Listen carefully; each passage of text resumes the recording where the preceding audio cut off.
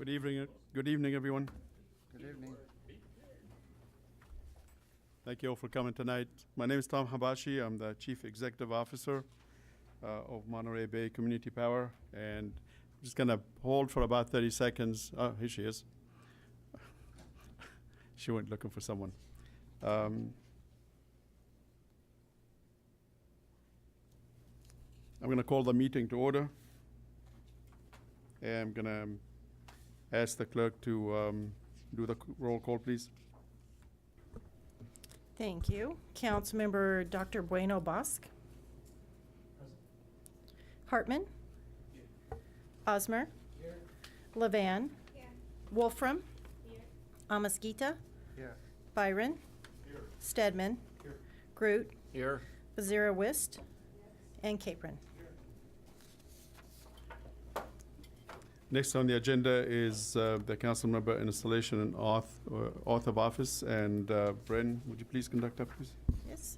If I can have everyone stand and raise your right hand and repeat after me, please. I state your name. Do solemnly affirm. That I will support and defend. The Constitution of the United States. And the Constitution of the State of California. Against all enemies, foreign and domestic. That I will bear true faith and allegiance. To the Constitution of the United States. And the Constitution of the State of California. That I take this obligation freely. Without any mental reservation. Or purpose of evasion. And that I will well and faithfully. Discharge the duties. Upon which I'm about to enter. Congratulations, you're all official.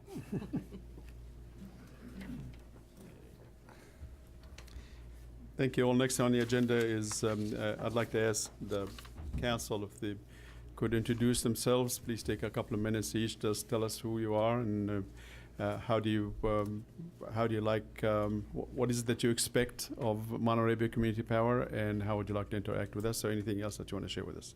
And we're going to start with Natalie.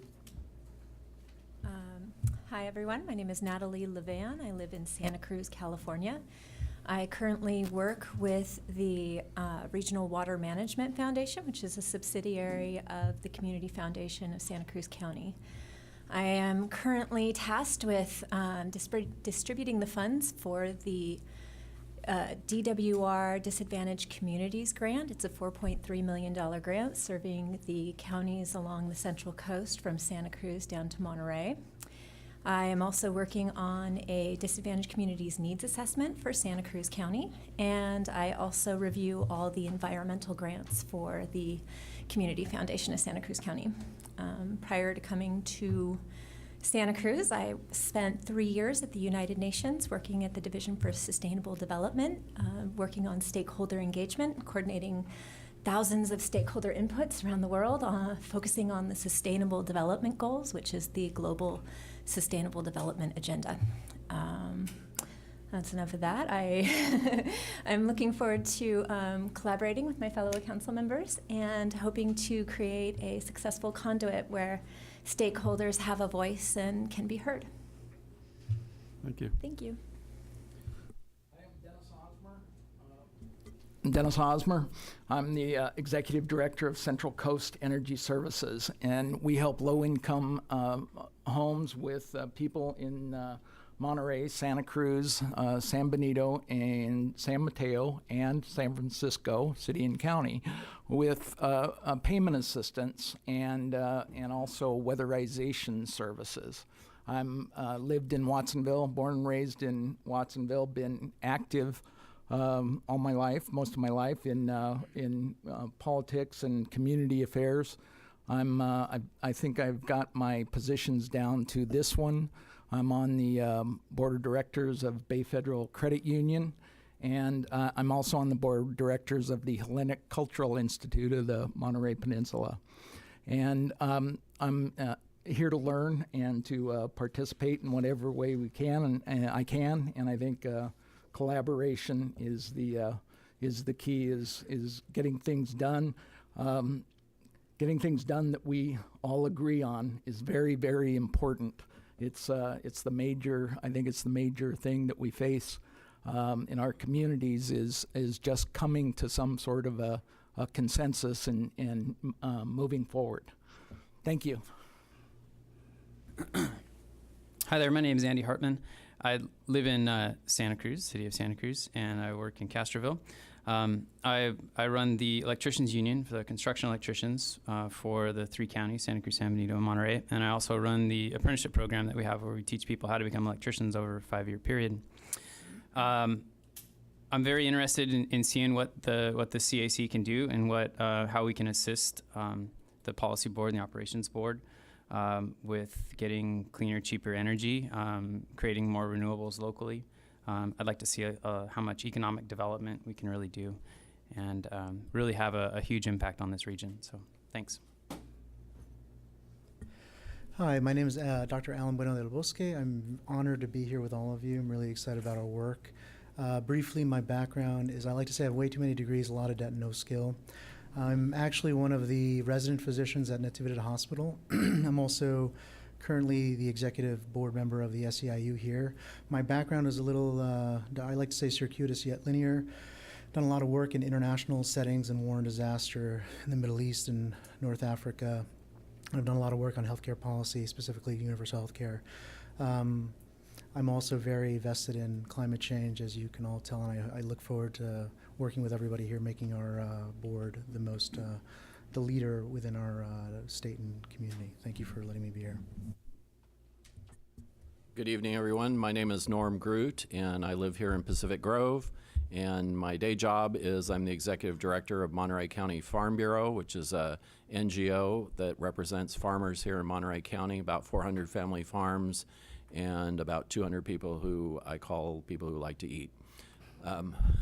My background is in horticulture. I spent a large part of my career working for wholesale nurseries and studied accounting, so I have a varied background as far as my business acumen. But one of the things I've learned throughout that process is that agriculture takes a lot of power. It takes a lot of energy to run agriculture, and that's one of the reasons that I'm here, is that we want to make sure that we deliver on the promises that Community Power has made for the agricultural community, as well as helping to understand what the needs are of that community and moving forward. A lot of our members have solar panels installed on their facilities and are already quite green, and we'd like to see them take it to the next step as possible. So very interested to see where we can take this CAC. Thank you.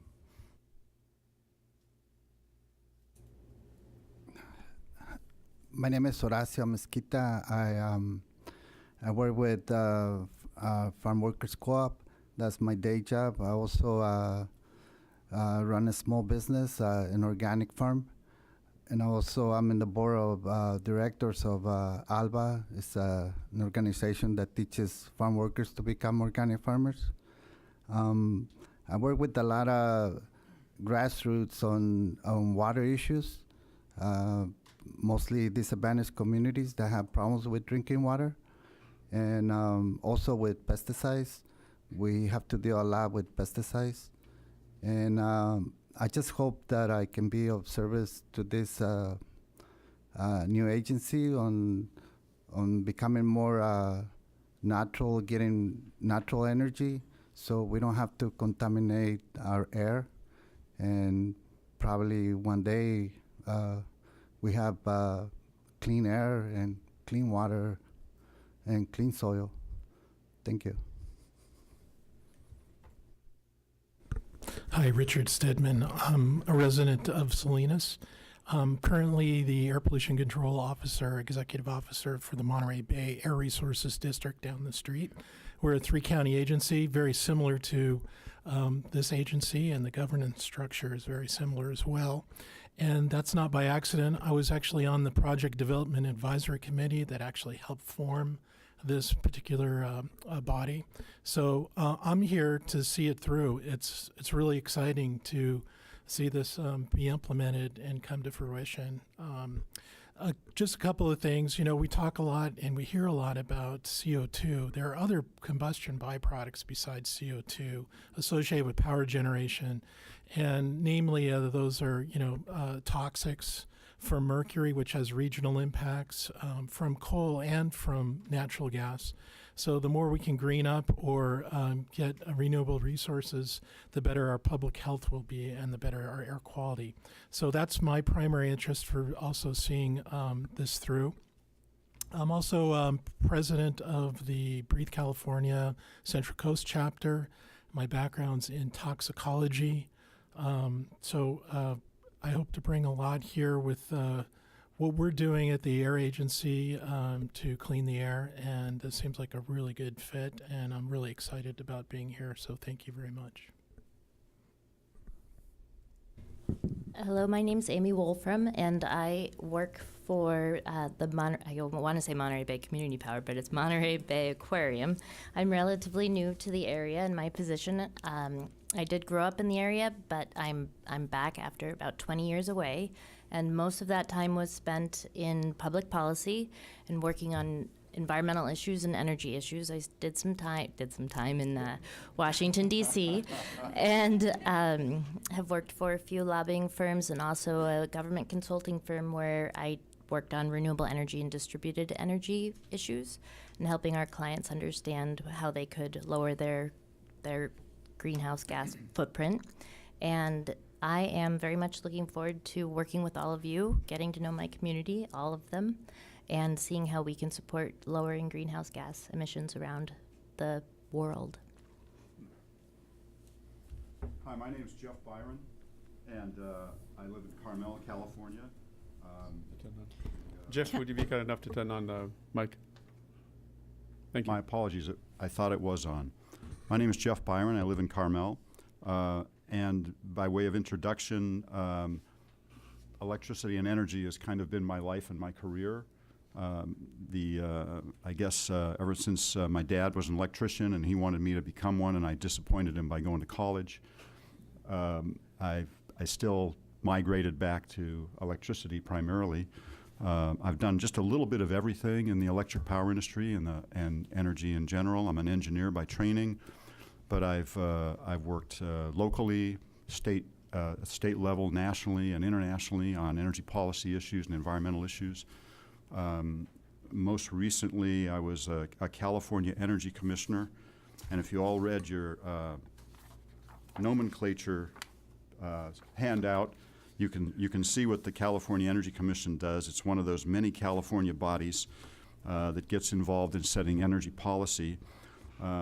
And the reason I'm very interested in this advisory council is because I think there's three enormous transformations that are taking place in the electric power and the energy industry in general. One of them is energy storage and renewables. The other is electric vehicles and autonomous vehicles that are coming much faster than we think. And the third, and to me the most interesting one, is community choice energy. Community choice aggregation, which I think sounds too much like aggravation. So, and I've been working on promoting this throughout the state for a number of years. I'm very intrigued with the opportunities it presents for local community input to the kind of programs you all want. And let's see, and by way of introduction, I've also been involved in some nonprofit boards and activities, primarily one that I've been associated with for a number of years that serves the developmentally disabled. Again, I just think this is a wonderful opportunity for us to help provide some advice to Mr. Habashi and his staff and nudge them in the right direction that represents community interests. My name is Ludmila.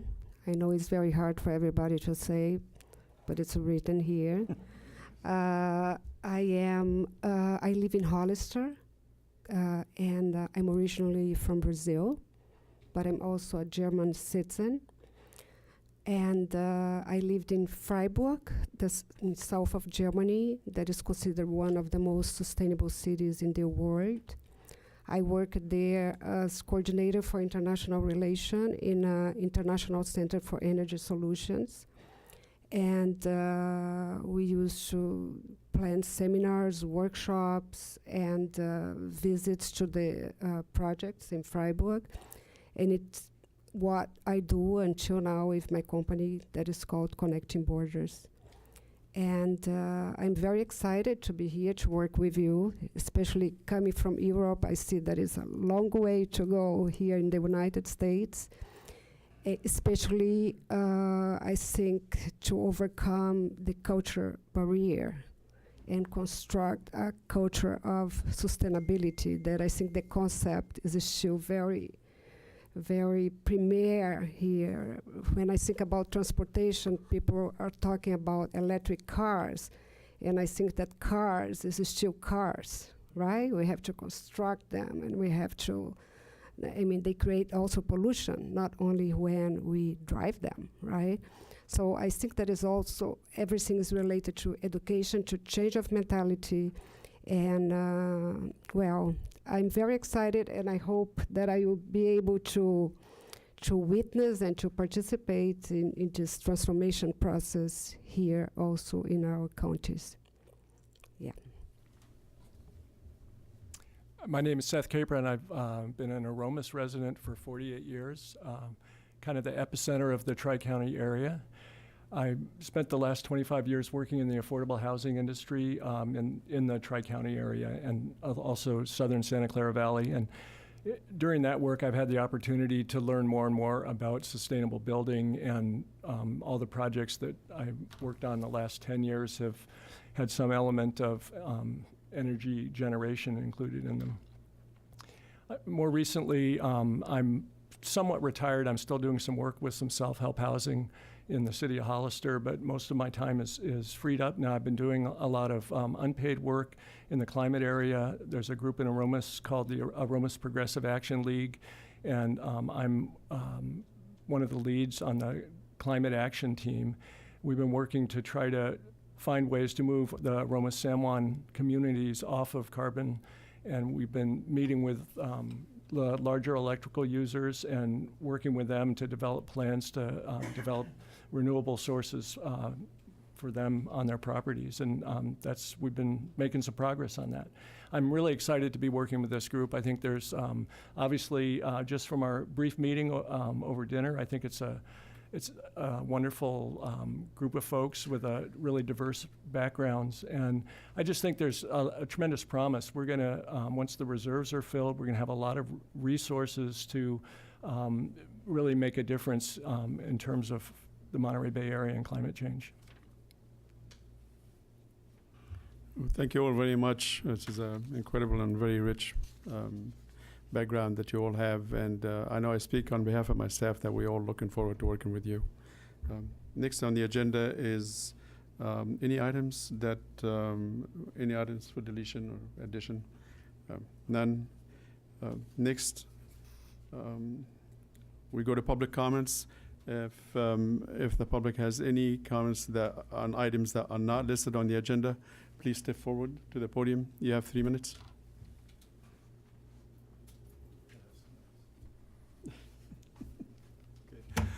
Good evening.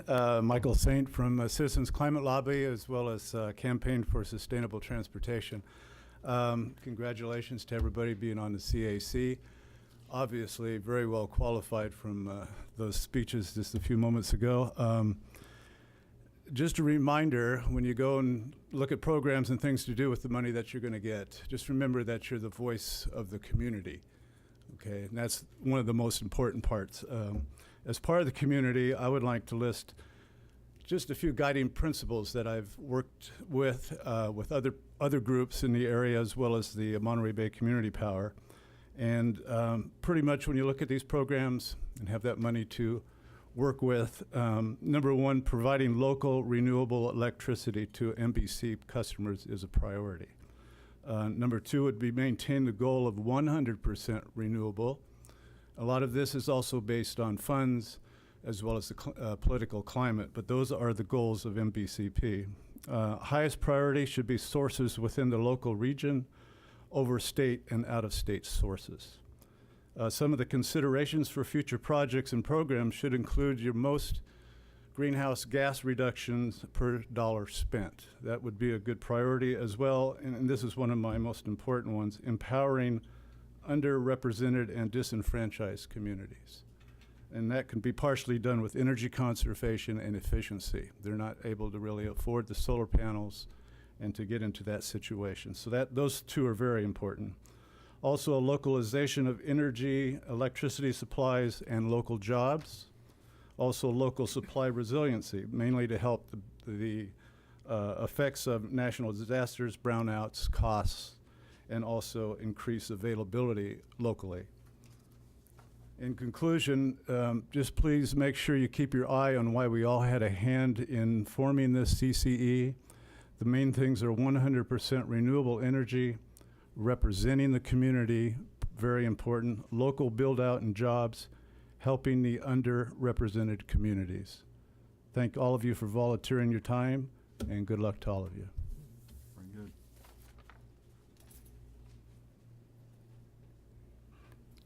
See no more public comments. We'll close the public comments.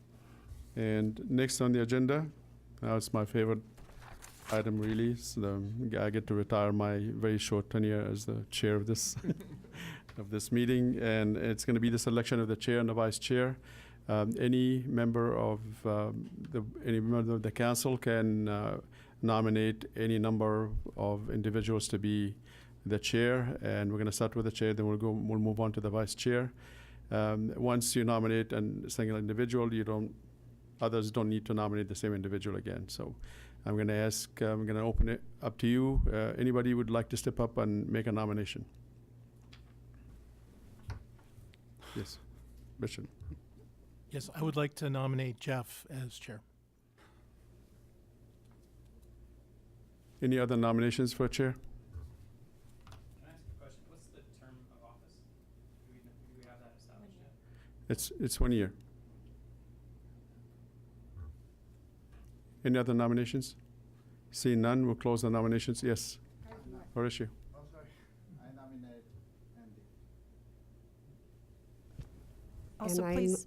I nominate Natalie. So we have one nomination for Andy and a third nomination for Natalie. Any other nominations? We're going to do a roll call, and please, for each one of you, state who you are voting for. Can we start with Natalie and go around, or do you have the list? I got the list. And please be sure to turn on your mics so we can capture your what you're speaking about on the video as well. Del Bosque, Natalie? Hartman, I'll vote for Natalie Levan. Osmer, Well, I was going to vote for Andy, but since he didn't vote for himself, I'll join him and vote for Natalie. Levan, I vote for Jeff. okay. Wolfram, I vote for Jeff. Amesquita, For Andy. For Andy. Byron, Well, I would very much like to be your chairman, and so I'm going to be selfish and vote for myself. okay.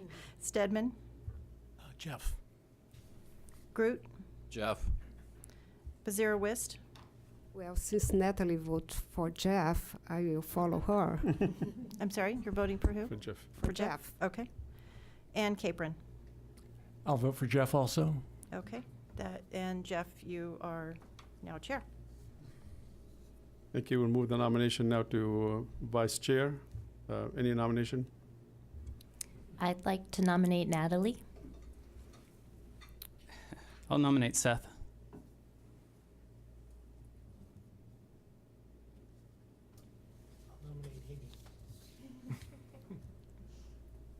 have 3 nominations, 1 for Natalie, 1 for Amy, and 1 for Seth. Any other nominations? Roll call, please. Del Bosque, I'll stick with Natalie. Hartman, Seth. Osmer, Natalie. Levan, Myself. Wolfram, Natalie. Amesquita, Set. Byron, Amy. Stedman, Amy. Groot, Natalie. Bezira Wist, Natalie. Capron, I'll vote for myself. and it's Natalie. Now we take probably 1 minute and see if we can have Natalie and Jeff move to the chair and vice chair, the main seats over there. Maybe do a little quick switch. I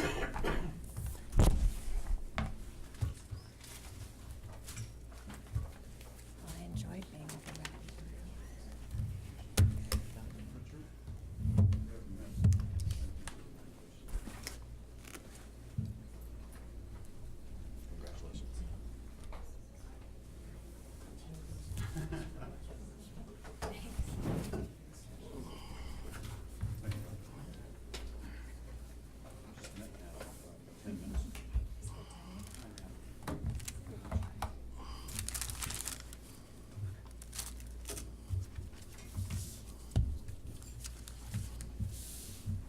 Mr. Chairman, it's your meeting.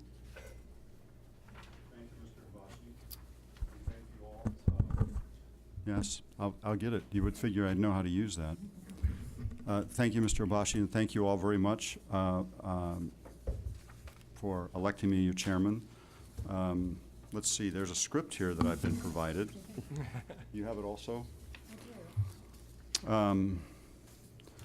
However, I think I'd like to just say a few things before we get started with regard to being a chairman. Since I haven't met most of you, I'd very much like to put my stake in the ground that I see my role is to facilitating this organization, not running this council and directing where we go and what we do.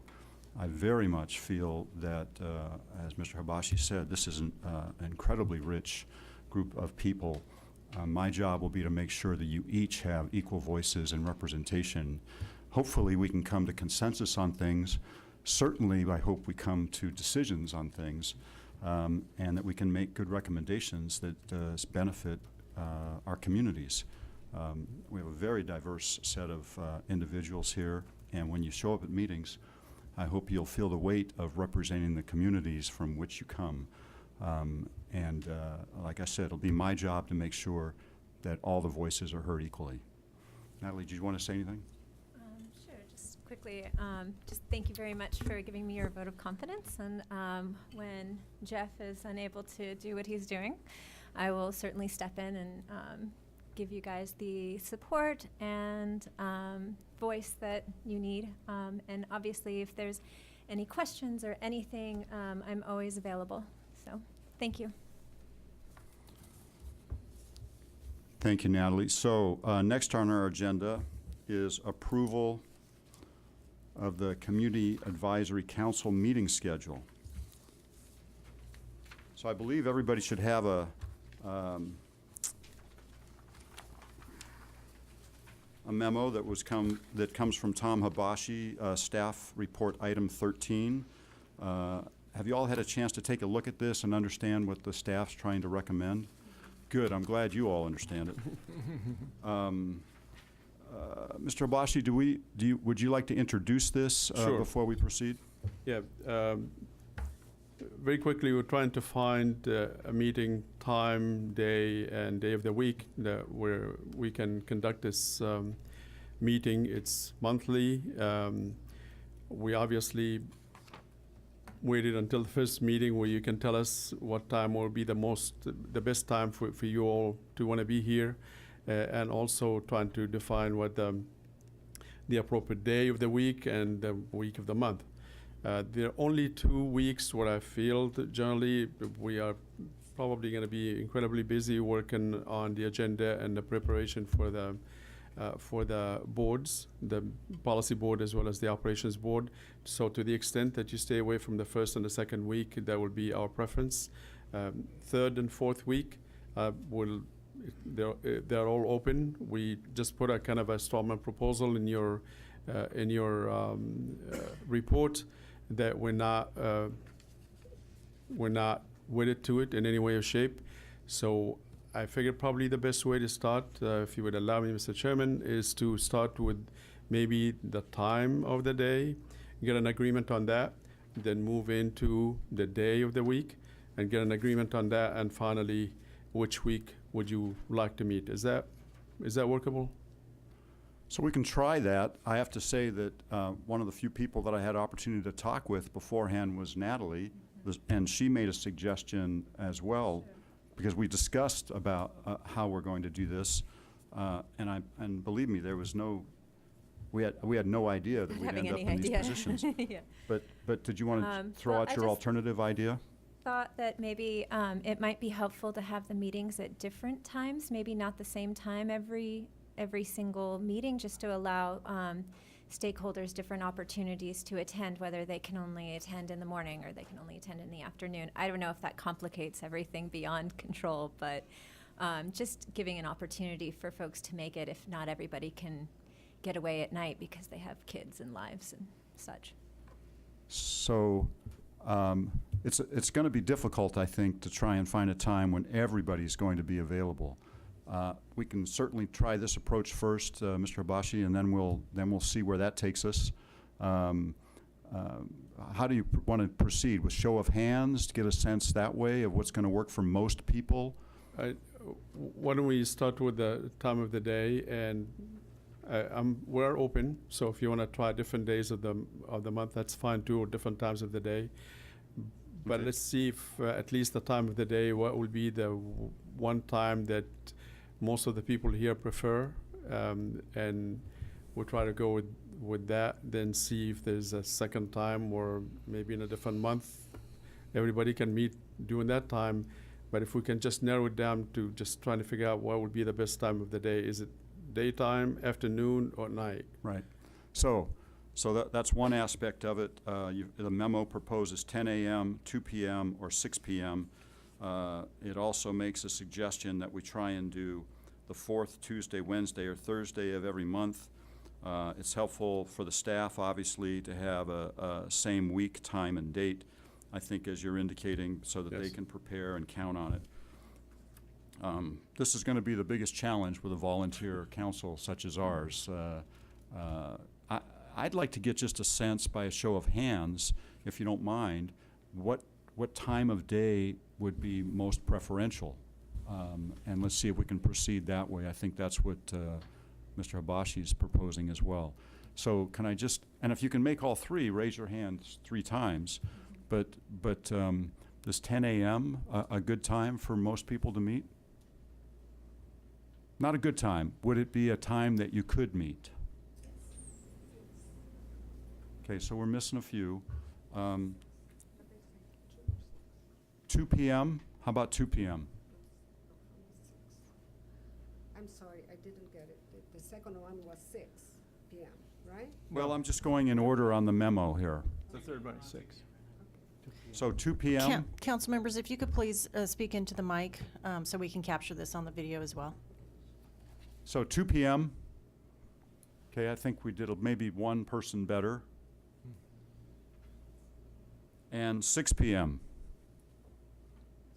And we lose you. Not prefer, would you be able to make meetings at 6 p.m.? Well, I have to say that's unanimous in terms of everyone being able to make it. Maybe not preferential, but what do you think, folks? Let's hear some comments. I think besides us being able to make it, I think because both of the boards meet during the day, and we're an avenue to gather input from the community. I think meeting in the evening would offer people that opportunity. Right. Of course, my suggestion would be you make sure everybody knows in your community that you're on this council and you're soliciting their input all the time. But that's a good reason as well, to get public comments in these meetings. So, any other comments? 6 o'clock's difficult for you, I know, but. Well, we could try preference next. But yes, I understand, but I'd really like to try and make sure we can get as many of the council members here. So I would just say that 6 o'clock's great most nights. So Tuesdays, for instance, Right. not available. All right, so let's keep this topic open to see if we're going to be able to find a regular night. There's a number, we haven't set No, we haven't. Can you please turn on the mic? Yeah, Richard? everybody go ahead and turn your Everybody mics turn on on. your mics, please. Thank you. Do we need to identify ourselves when we speak? Is that crucial at all for your No, video? it's just important that you speak into the mic because it won't get captured on the video. So we need to make sure that we're capturing your conversations and discussions. All right. So the reason I voted for 6 p.m. is because I do already have boards that meet on the fourth Wednesday and fourth Thursday. And Tuesday was going to be my choice, but I'm open to doing it in the evenings on the fourth week.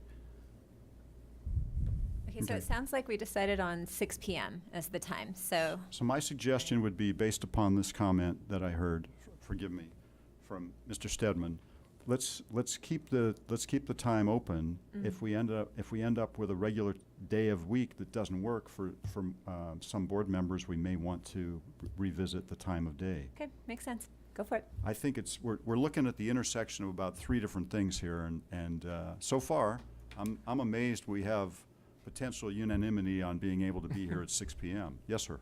So with regards to time, I will not be able to make any daytimes except for night for hospital duties. And it looks like, preference aside, everyone was okay with nights. So you're going to put the saving of lives ahead of being on this committee? I think they're both saving lives. You can just leave it on. So, Mr. Habashi, how do you want to proceed on the next one? If we can pick the day of the week, that would be, and perhaps find, if there's one person or a couple of people that just will not be able to do a certain night of the week, whether that be Tuesday, Wednesday, or Thursday, we can go with that. Eventually, we will find that one night out of Tuesday, Wednesday, or Thursday that everybody can make it. So I'll jump in here. On the fourth Wednesday, I'm on the Convention and Visitor Bureau Board. It meets on that Wednesday afternoon. Usually the meetings go till 5:30. It's going to be very difficult to get here by 6 o'clock on that particular day. So I think if we get into specifics for each individual first, it'll take us a long time to get there. It's important to hear from each individual, but let's see if we can do first, just on Mr. Hibashi's suggestion, let's see if we can find a day of the week. I mean, if it comes up that we got a unanimous day of the week, that shortens up our process. That's all I'm trying to do here. And if it doesn't, then we'll need to get into a very specific schedule. Let's look at the fourth Thursday then. Fourth Thursday. Fourth Thursday. Okay. So, was that the suggestion of in the staff memo? No, I think it was Tuesday, Wednesday, Thursday, right? Just go ahead and leave your mics on. I think it's all right, unless you're going to say things you don't want the video to record. Help you too.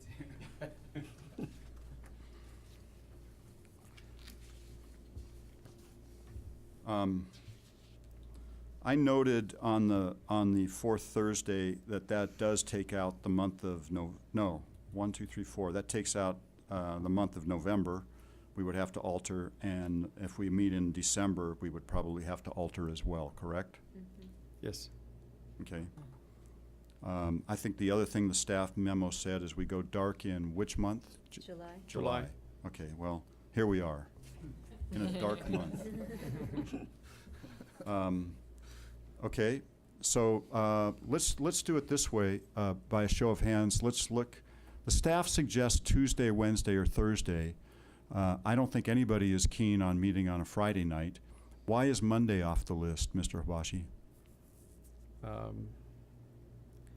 I quite frankly don't know. I think we usually try to keep Monday and Fridays off because you have a lot of staff meetings on Monday.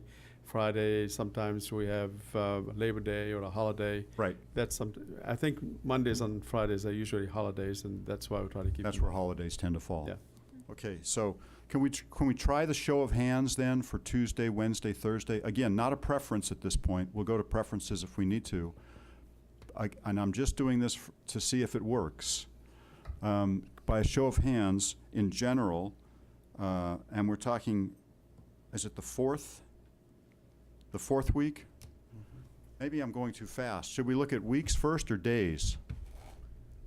We'll go to days. All right. Tuesdays. Who would be available most of the Tuesdays that are on the MBC, the Monterey Peninsula Community Power recommended calendar? Tuesdays. Okay, this is not the third or fourth Tuesday necessarily, it's just Tuesdays. Wednesdays. We lose one. Thursdays. You said you had a meeting. Well, he said, Okay. he stated any. That you could be available for most. And so this is Thursdays now we're voting on? Okay. So Thursdays are looking pretty good. So let's just hold that one as well. Days of weeks. I'm sorry. Number. Third or fourth. Number of week in the month, third or fourth. I have to tell you all right up front, this is a problem for me for the next 4 or 5 months. And you'll see when I vote. But would you be available if we were to do these meetings on Thursday? Would you be available the majority of the third Thursday of each month?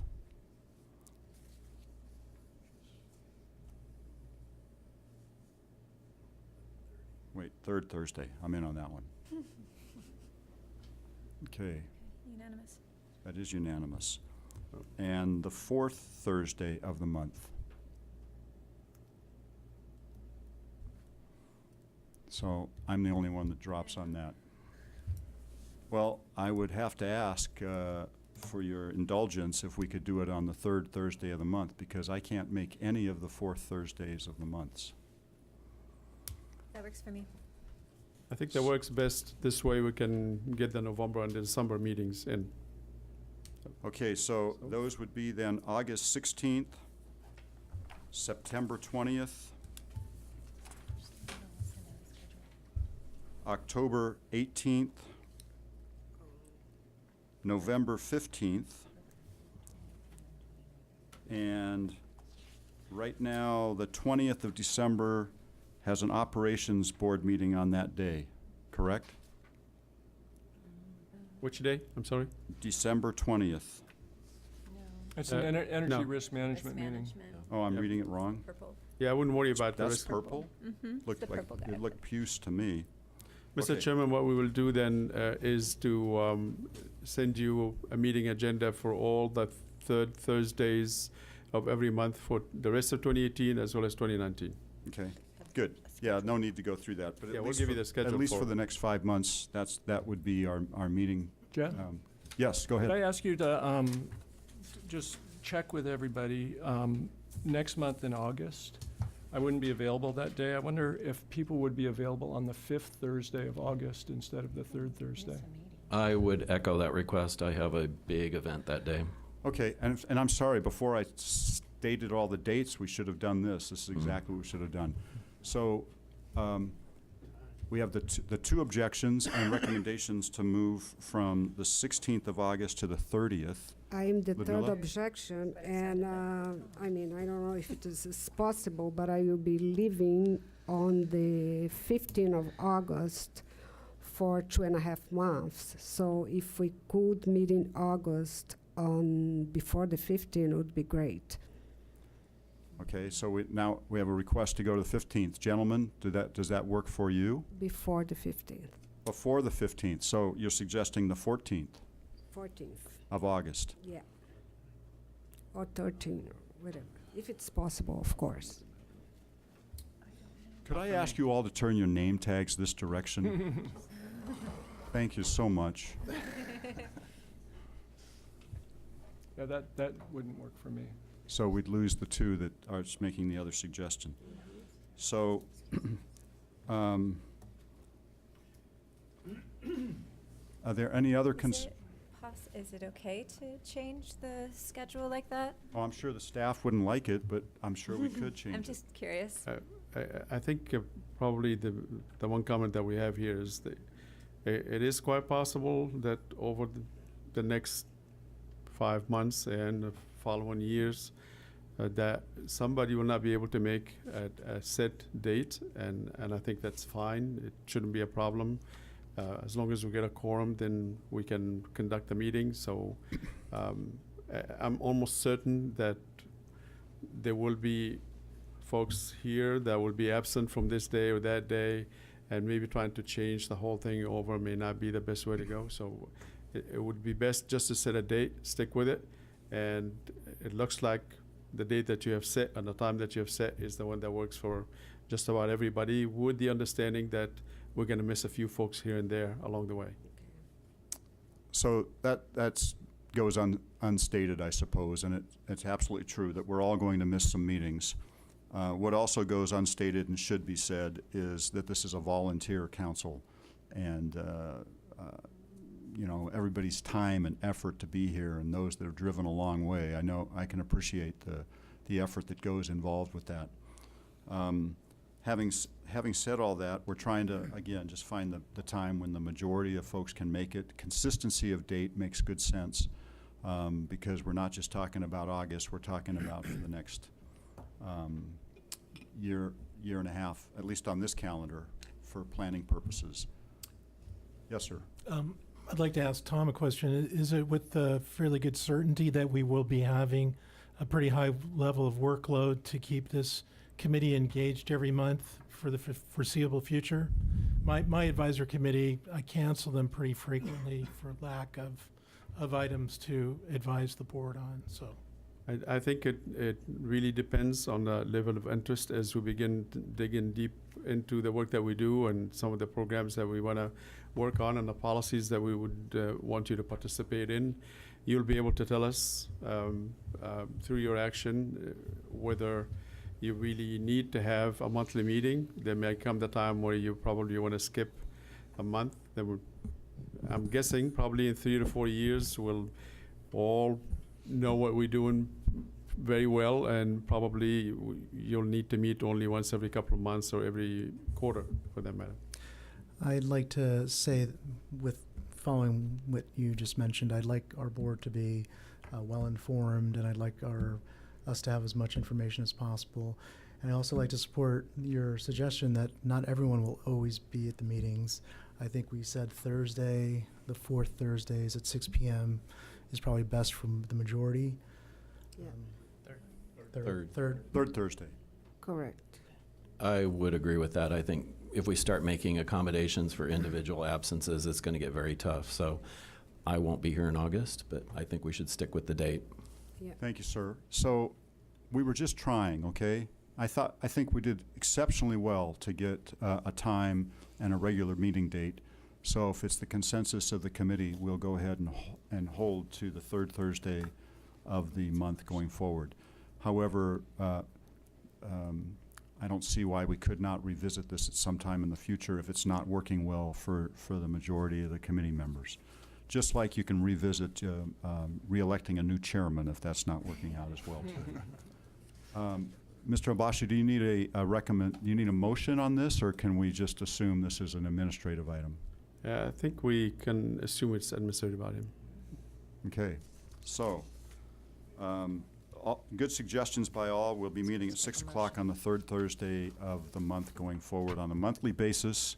I'm a little discouraged at what you said, Mr. Stedman, about there not being enough content. I was concerned that we might have too much here, but that's a good question for Mr. Habashi, is to indeed what he plans to have us advising on here over the next couple of months. So, are we settled on that one? Any other comments? Yes, sir. Bren, will you be sending out calendar invites? I will be. You're awesome. Outlook calendar invites. Everybody can accept Outlook calendar invites? Yes. I'm assuming- Okay. Yes. Thank you.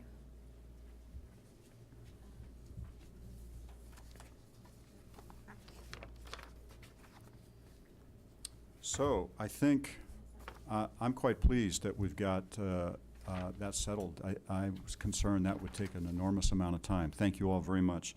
I think we are moving on to the next item, which is energy industry overview. And this is the presentation that we were sent earlier. I have to tell you, I've worked in this industry my entire career. There is an entire master's degree involved in the presentation that we're about to hear. And then when you get to the regulatory and legislative stuff, it's just overwhelming.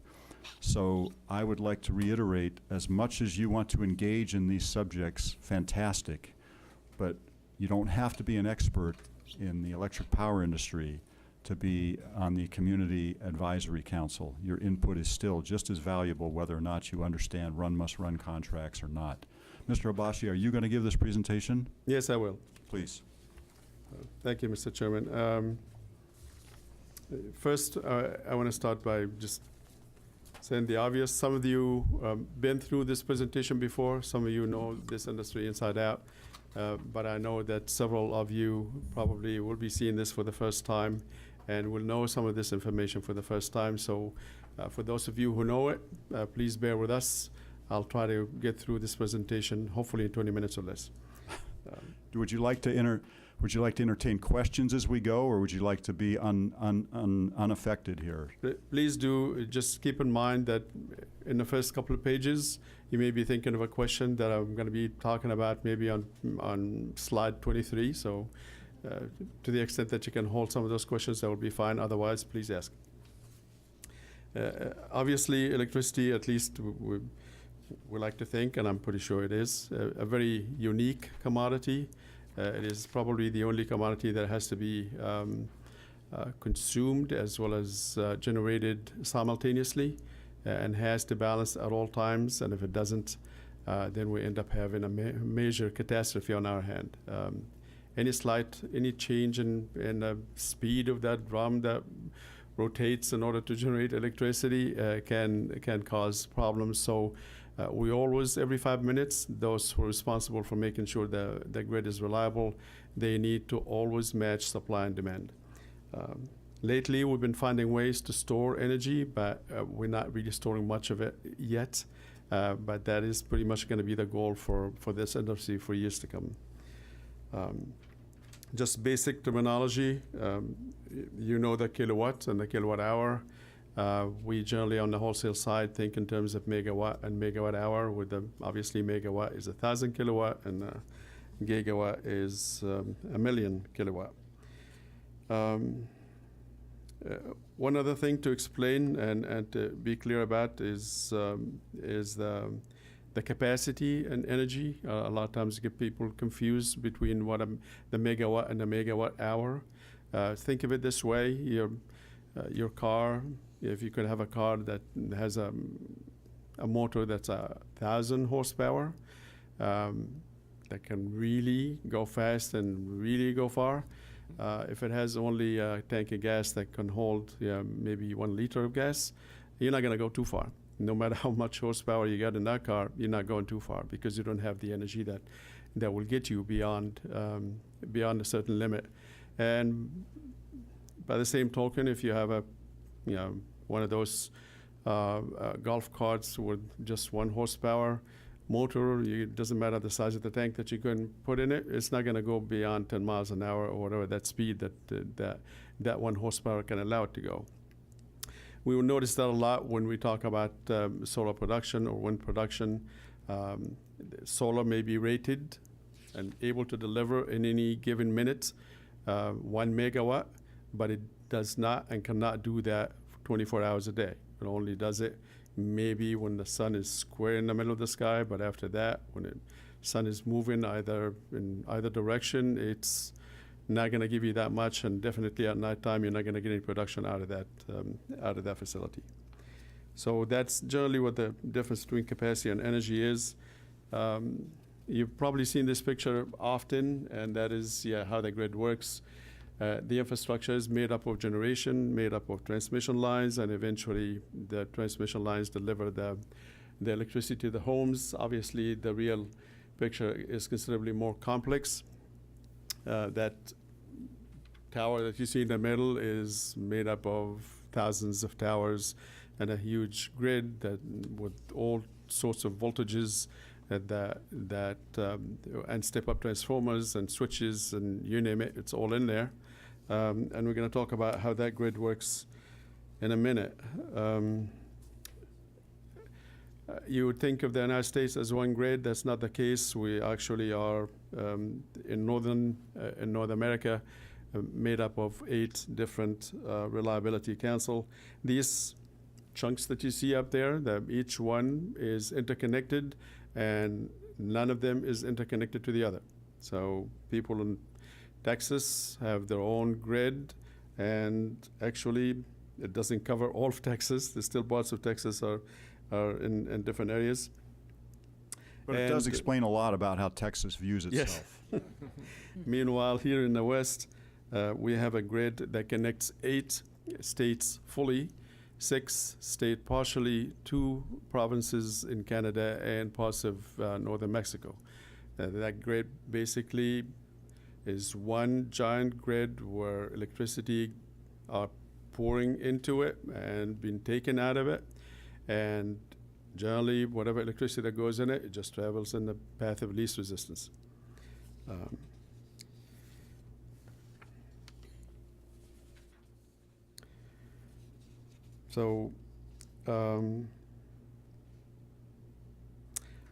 The WIC, or the Western Electricity Council, I forgot what this other C stands for, Coordinating Council, is responsible for the reliability for all the Western states, for the interconnection that we have on the Western states. They obviously have to keep track of all the players in the market, whether they are suppliers, users, and make sure that everybody's electricity demand and supply is balanced at all times. And we'll talk about renewable contracts later on. Think of, if you will, of the electric grid as water, a pool of water. Generally, the people who are pouring money into that pool, they go out and they get it from whichever source that they are told to get it from. They pour the water into that pool, and out of the pool, all the customers, all the demand, all the people turn on the faucets and they get the water that they need. Do we know at the user's end what kind of electricity comes out or what kind of water comes out of that pool? Absolutely not. There's absolutely no way to find that out technically or any other way. Do we know what kind of generation are bought and put into that pool, or what kind of water is being poured into that pool? Yes, we do that. We have control over how to source our water, where to get it from, and we all, as different suppliers or wholesalers, go out and source the electricity from wherever we need to source it. Then we put it into the grid. Definitely, we don't know what comes out into the customer side. And I want to repeat that. I'm going to repeat it more often than not, because a lot of people think that when we talk about carbon-free, that means the electricity that's coming into your homes is carbon-free. It is not. It absolutely is not.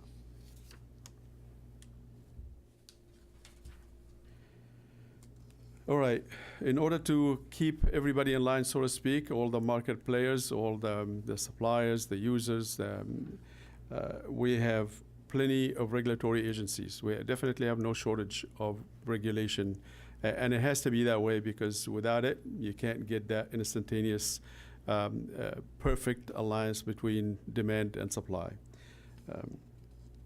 We, of course, have FERC, who's the Federal Energy Regulatory Commission, and they mind all the transmission, the interstate transmission, as well as reliability. They have a number of other regional agencies. NERC is in North America Electric Reliability Standards. They set the standards for how the utilities should operate. Of course, on a regional basis, we have the WEC that we just spoke of. This is the area that we have with the 14 states and Canada and as well as Mexico. Then, of course, we have the state agencies. The California Public Utilities Commission, I believe, when it was formed initially, was to make sure that rates that the investor-owned utilities charge, being a monopoly, are just and reasonable. They have since branched out and are doing a lot more than what they started with, to say the least. Integrated resource planning, power charge indifference adjustment, and a variety of other things that they are doing and constantly looking at in the shop. The California Energy Commission, their primary function was they were formed in order to kind of look long-term on a planning horizon for the state. And they were formed, I believe, back in 1978, if I remember correctly. And it was for that, just to keep look long-term. And so now they do If I may, just for a moment, because Please. I was on this commission, Yes. the legislation for it was actually signed into law by Governor Reagan, and Governor Brown, in his first two terms, implemented the Energy Commission. I think so that would be about 1976. Yep. And now they are focused on, they do a lot of permitting for power generation, and they are very involved into the energy efficiency and renewable technologies. California Air Resource Board, obviously we all know that one, that they govern the area of carbon emission, and they try to regulate it and control it. And there are a few others, but those are the main ones. All right, so how does in California, how does the grid operate? In order for us to be able to, again, keep that balance going between supply and demand, we have what's called balancing authority. And each balancing authority is commissioned with the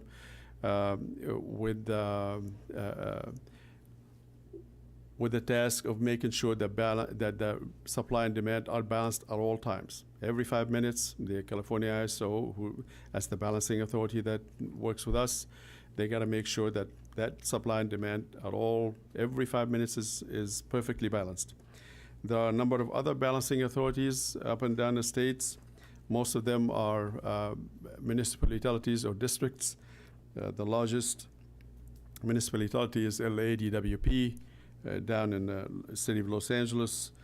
SMUD, which is the Sacramento Municipal Utility District, that's up in Sacramento County. And Imperial Irrigation District, that's another big one. Of course, the ISO covers pretty much about 75% of all the supply and demand that moves into California. And they cover all the investor-owned utilities, as well as pretty much all the CCAs and direct access customers and a few others. In terms of generation, there are about over 1,000 generating facilities up and down the state of California. All of them are larger than 1 megawatt. There are probably tens of thousands, maybe hundreds of thousands actually, of solar rooftops, and behind the meter, in front of the meter, smaller generation in various localities. All those generators do pour electricity into the grid. Roughly about 68% of the California energy that we use are generated in California. 32% is coming from either the Northwest or the Southwest. For as far as I can remember, and for as far as I've been in this industry, California has always been a net importer of electricity, ranging anywhere between 20-25% to sometimes 40-50%, depending on the time of the year and the time of the day as well. And that's despite having enough capacity and probably enough capability to generate electricity that will cover our own load. But we always tap into the other states because for reliability reasons and of course because of the economics, because their resources are less expensive and in many cases renewable resources such as hydro.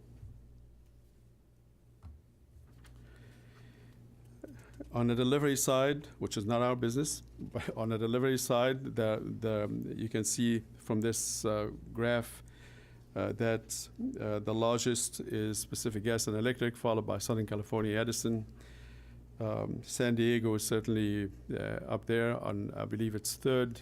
LA comes in. Maybe even LA, DWP is third, and San Diego is fourth. And SMUD comes fifth. Both LA, DWP, and SMUD make up almost 55 to 60% of all of the municipal utilities and the publicly owned utilities. These are vertically integrated utilities, not like ours. We only deal with the generation side and not with the wires business.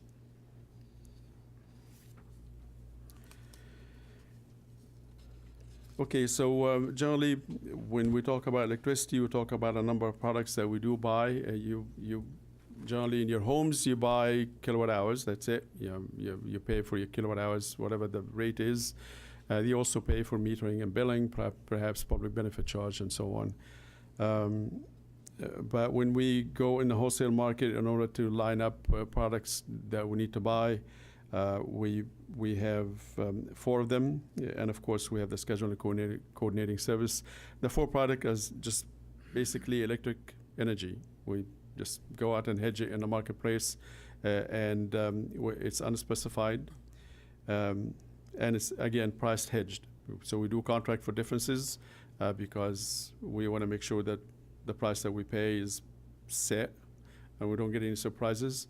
Take that energy, sell it to the ISO at the 24-hour market price, at the variable market price, buy back from the ISO at the variable price again, but obviously they have their adder for the transmission, for the grid transmission and the balancing services and all the stuff that they provide to us, then sell it to the customer at another fixed price. So really what we realize is the difference between the fixed price we pay the supplier and the fixed price that we collect from the customer.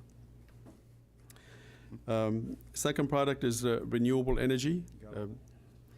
And renewable energy kind of spread into 3 segments. The renewable energy as we know it, which is anything generated from a source that doesn't require the burning of fossil fuel or the burning of uranium rods or whatever that is that they burn sometimes in order to generate electricity. The renewable energy is really, some of it is defined as eligible renewable resources, and these are the ones that the state said we're going to acknowledge that these are renewable resources, others we won't, even though they are renewable, but for the purpose of making sure that we have an RPS or renewable portfolio standards. We have some renewable that we're going to acknowledge and others we won't. They have a number of renewable resources that's basically solar, wind, geothermal, biofuel, even though it's not it's emitting greenhouse gas and it's not exactly renewable, but it's net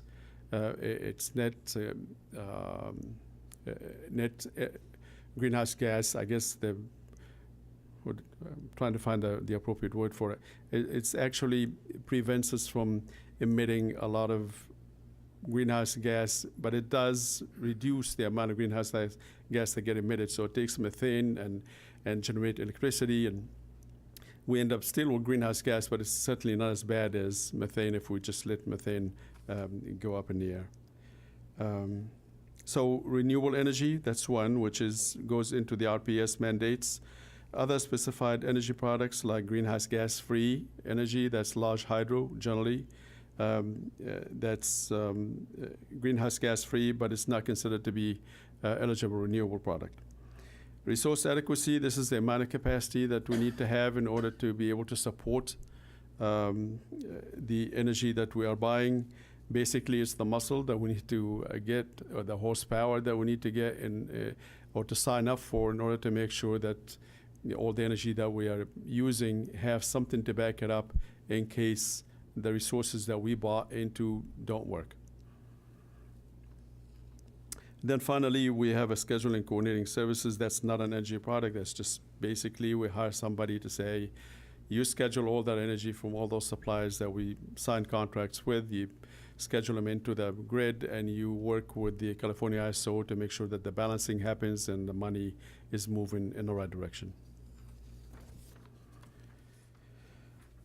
All right, renewable energy product. Again, I want to emphasize that renewable to me is renewable, no matter where you generate it. And if you put 1 megawatt hour of renewable resource into the grid, you are likely to take 1 megawatt hour of dirty generation off the grid. However, in order for us to have something here that would work for California, the legislators identified the renewables into 3 different buckets. There's bucket 1, which is California renewables or renewables that are in a different state that could be scheduled dynamically scheduled into the state of California. Then bucket 2 becomes a little less of a direct energy going into the California ISO. And finally, bucket 3, it's basically you buy the energy separate completely from the renewable attribute. Excuse me, Tom, could you explain a little bit more about the difference between bucket 1 energy that's generated out of state and bucket 2 energy? I'm not quite getting the full distinction. Yeah, bucket 1 is energy generated out of state and scheduled into California, physically scheduled into California. So all of it's coming into California simultaneously. The timing from the generator into the grid, it's happening exactly at the same time. The bucket 2 is energy that you may have to firm up, basically. So it may be generated over in the Northwest at a time, but you don't count all of it around that time when it comes to California, but then you firm it up and you count the amount that got generated at a different time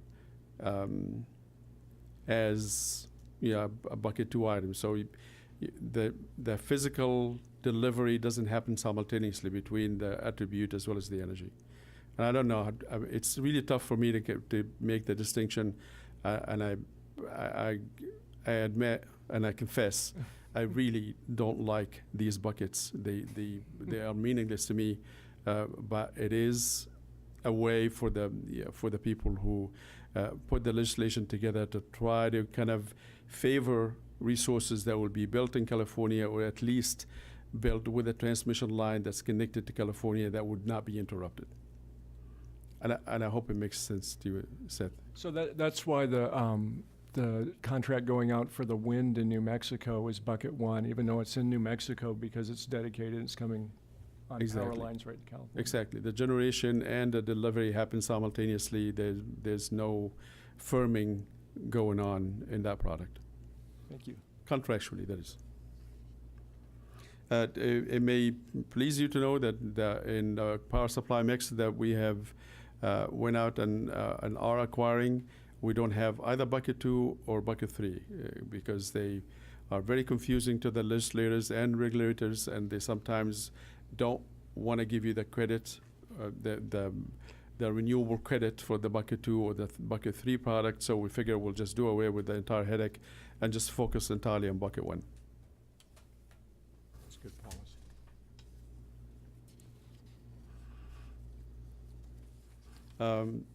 Now, in terms of what are the RPS or renewable energy portfolio standards that we need to meet, by 2020, we need to have 33 of our resources met by renewable energy standards and eligible renewable products. And again, that would be solar, wind, and so on.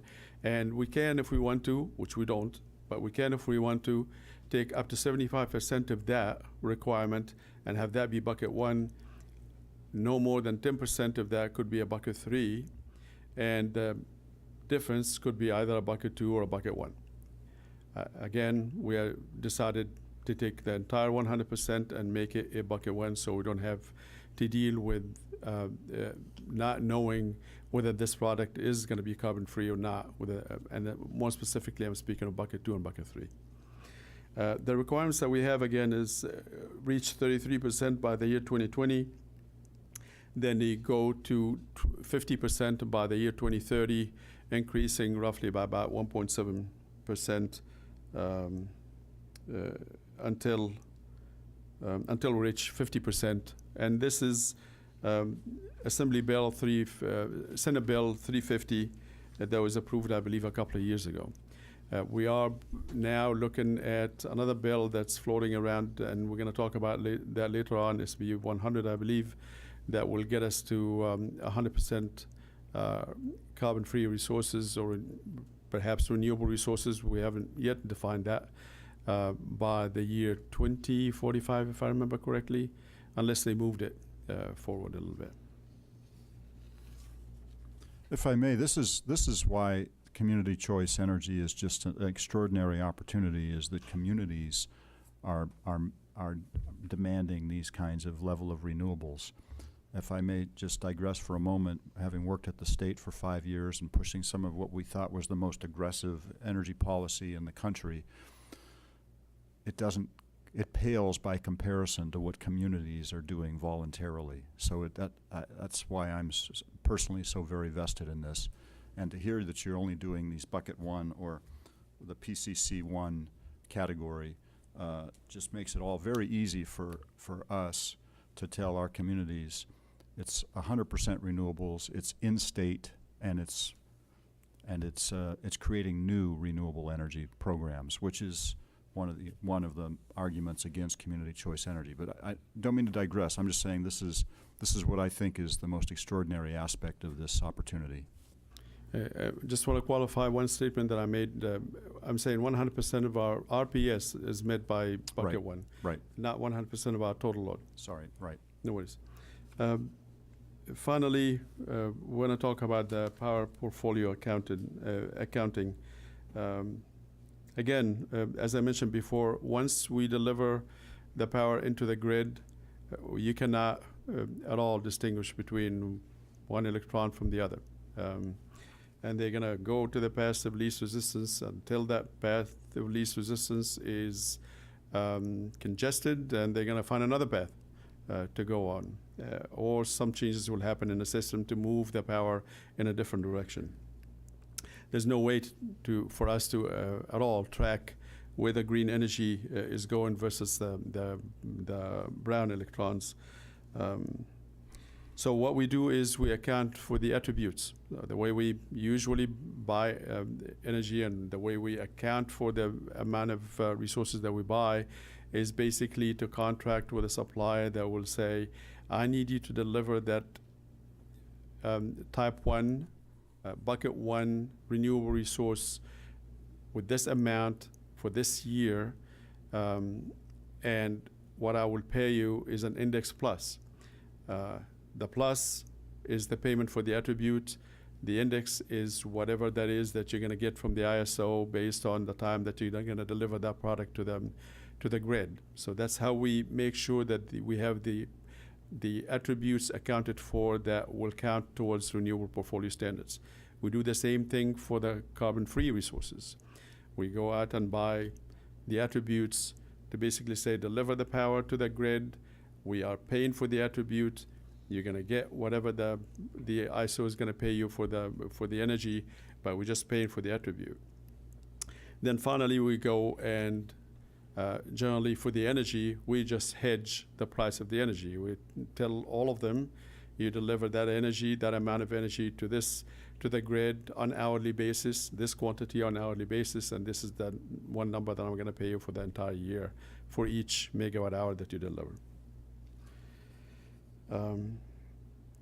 For the anything that again, all the attributes that we buy, they are tagged. Yeah, once they get generated, and if they are spoken for, so to speak, once you have a contract on that, then it's retired. That 1 megawatt hour is retired. You get the tag associated with that retirement, and that tag moves from source to sink, and comes to us because we have the contract for that resource. And once we get that resource, nobody else can get that attribute.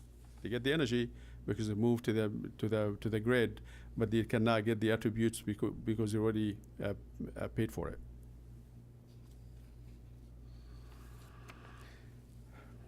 Well, learning a little bit about the California power content, if you look at this page, you will see that roughly about natural gas is the dominant source of the energy that comes to California with 36.48. Renewables are about 25, and unspecified sources comes to about 14, and there are a variety of others that you can see. That would be oil, nuclear, coal, with various quantities. But right now, natural gas and renewable are the top two. 10 years ago, that picture was very different. The top two were natural gas and coal. And you could hardly see any renewable resources. We've gone a very long way in the last 10 years in terms of adding renewable resources to the state. Not enough, certainly, to get us into 100% renewable. But I think with a lot of help from storage capacity and the batteries are getting certainly less expensive and commercially available. We probably, I would venture a guess of maybe 10 to 15 years, maybe we'll be able to say goodbye to the burning of fossil fuels in order to generate electricity.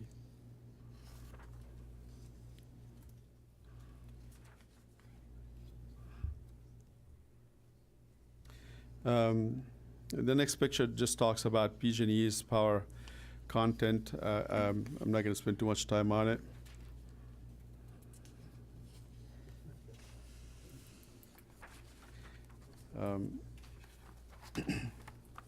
Now, I think we've talked a little bit about the California ISO.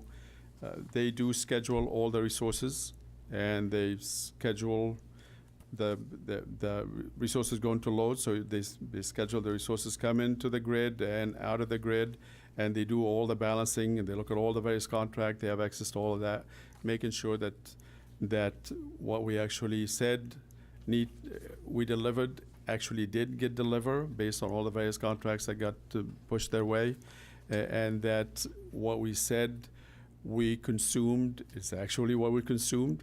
That takes time. In a matter of fact, if I remember correctly, I would say every day there's adjustments that are made to the numbers that come their way, and sometimes it takes up to 3 years to make sure that the numbers all add up finally. So they reconcile endlessly, almost every 30 days or every 90 days. They reconcile and reconcile over and over again, and they just go on for almost 3 years of constant reconciling of the daily energy that's moving in and out of the grid.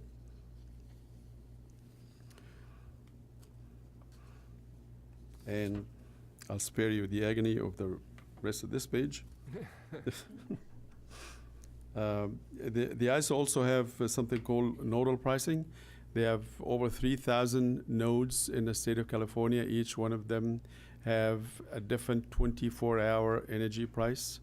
And whether you are moving generation into that node or taking generation out of that node, if you are moving energy into that node, then you will have a 24-hour price that you will receive from the ISO for that energy that you delivered. If from any of these nodes you are taking power, then you will have another 24 hours, different 24-hour pricing that's out of that node. And you can see that the pricing change considerably on, generally they should be very close. There are two different areas where prices tend to differ, I wouldn't say substantially, but noticeably. There's the Northern California and the Southern California, the two nodes, so the two biggest nodes that we identify there is NP15 and SP15. And that's generally when we buy any power, we say we want that power delivered to that node. It's not a single place geographically that you can identify and go over there and touch anything.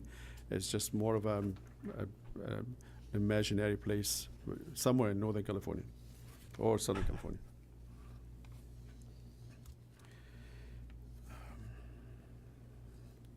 All right, so some of the things that we wanted to touch on fairly quickly is what are some of what happened because of all the policy changes that we have put in place in the last few years. Obviously, we did everything possible in order to encourage building of renewable resources, whether that through tax incentives or production incentives that the state puts out there. And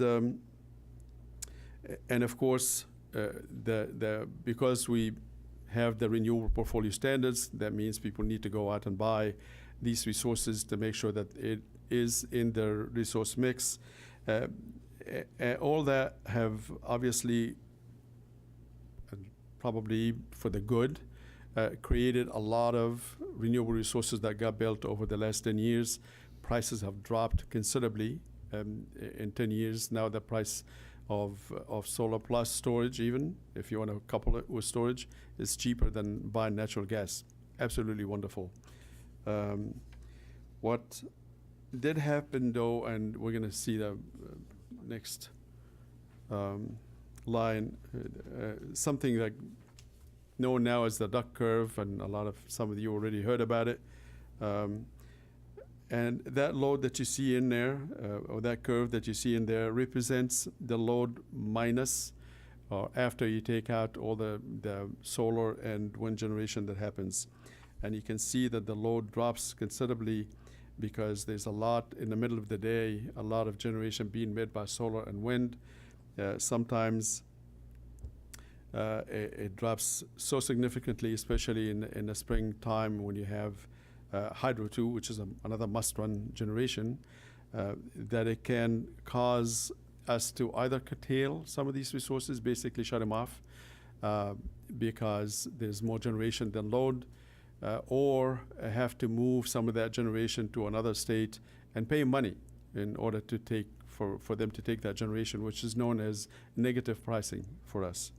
And at this point, I believe we have a video, so I'm going to ask that we kick that video in.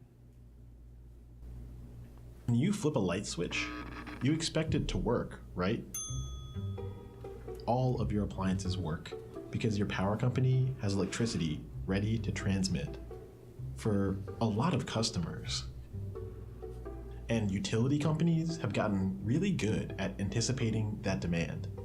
If the grid managers are doing their job, you should never notice any of this. But a rise in solar energy production is making their jobs a bit more complex. Here's a chart that explains why. It's showing demand for electricity at any given time of day. The power companies supply the least amount of power overnight. Then it ramps up in the morning. Everyone's woken up and business gets going. Then at sunset, energy demand peaks. Utility companies will update models like this to operate as efficiently as possible. But the introduction of renewable energy, particularly solar energy, has started causing problems in these demand curves. In 2010, solar panel deployment really started taking off. Most of those installations took place in California, so researchers there started looking into it. They found that the sun produces the most energy at midday, and when you factor in that new midday production, your demand curve changes like this. Every year means new solar capacity, which makes midday demand dip lower and lower. Researchers call this drop in demand the duck curve. From the grid manager's perspective, the people whose job it is to constantly balance generation and demand, it looks like a drop in demand. That drop in demand creates two problems. The first has to do with the intense ramps in the new chart. As the sun sets, solar energy production ends, just as the demand for energy typically peaks. Power plants then have to rapidly ramp up production to compensate for that, which is kind of hard to do with the current fleet of power infrastructure. The second problem is economic. Say you have a couple of nuclear and coal plants. Those plants are only economic when they are running all the time, basically. They run around the clock. And if you have to turn them off at midday, it completely screws up their economics. And plus, lots of utilities just have contracts with those power plants to keep them running all the time. So that creates sort of an artificial floor. If solar generates too much power and there's no use for it, there's no one to consume it, then grid managers just have to turn some solar panels off. If they didn't, we could risk overloading or even damaging the power grid. So we throw away some of that extra solar energy. Effectively, what's happening is that solar power is being wasted. That waste, curtailment, is the big challenge moving forward for solar energy. If you want solar eventually to power everything or close to everything, you've got to figure out some way of shifting some of it to the nighttime, right? Because the sun's down during the nighttime. The more power can be stored, the more you can sort of let solar rip. While the grid managers figure out how to serve this new supply and demand, this duck is the greatest challenge facing renewable energy. Thank you. I'm not going to add, well, just one thing to add is yes, this is an issue now for grid operators, but one of the good things that's been happening lately is again, the ability for us to be able to get less expensive battery storage, and the industry is picking up momentum considerably. Now, most of the batteries that we have, the lithium ion, those are the most commercially available and not terribly expensive. They're good to charge in about 4 hours and discharge in about 4 hours. So every day you put your energy into it, and 4 hours at nighttime you discharge that energy, and then it's ready to be packed again, and you have to wait until the next day. But there are a lot of promising work being done that will bring about some of those battery storage storage capacity that will allow for discharging to go for 500, 1,000 hours even. That is out there being studied and looked at, and eventually I'm certain it will become a commercial product within the next 10 years. So we just have to time our bringing in battery storage into the system in a way that allow for that industry to mature and be able to produce commercial products that will be also economically viable. So yes, we have a duck curve problem, but every 10, 15, 20 years here in California, we have some sort of a problem that we eventually overcome. So Tom, real quick, does that battery storage need to be local, or can it be somewhere else and contracted for? It can be anywhere. For example, we are working with 2 different developers on working with Silicon Valley Clean Energy on 2 different contracts. Each one is for 150 megawatt of solar energy, coupled each one with 45 megawatt of battery storage. And actually, when it's coupled with solar, they get more tax incentive, so it makes it more economically workable for us. And we actually negotiating now prices that I would say if we succeed, and we're almost about 2-3 weeks away from being done, if we get these prices, then we'll be able to get prices that are better than what we would get from natural gas. And that's for the combination of both solar and storage.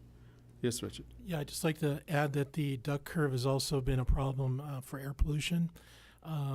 Ironically, now with the advent of solar, the startup and shutdown emission profiles for a power plant are greatest at startup and shutdown. So if for instance, Moss Landing is acting as a peaker plant. It used to go 24/7 almost, and now they're having a hard time getting contracts. And when they have to start it up on a moment's notice, that's when we see the greatest amount of emissions. So it's actually across the country, it's become a problem, a real problem for air pollution. Not just CO2 again. Yeah, thank you for bringing that up. Combustion turbines act just like the combustion turbine in your car.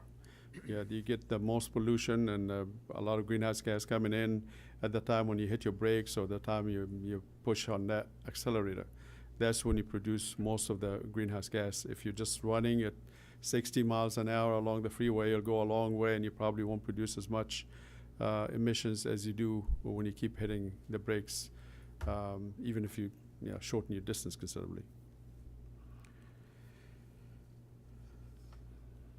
All right.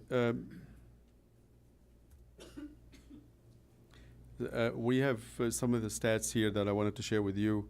I would leave it up to you. It's really interesting stuff to read. But I'm going to skip it because I know we're way behind the 20 minutes that I promised you.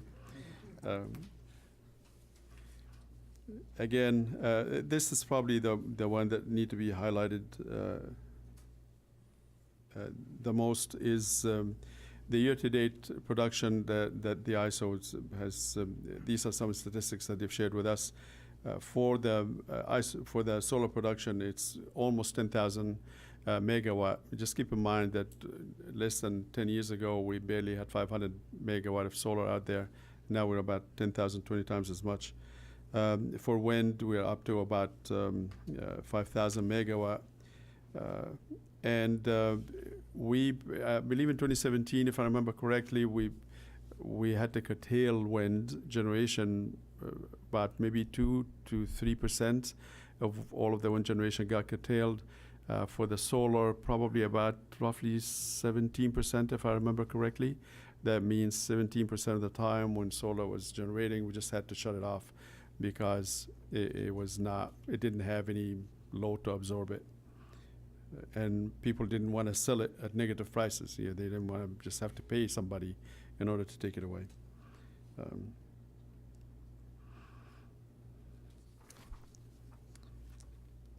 All right. One of the some of the observations that we need to be looking at is the time of use.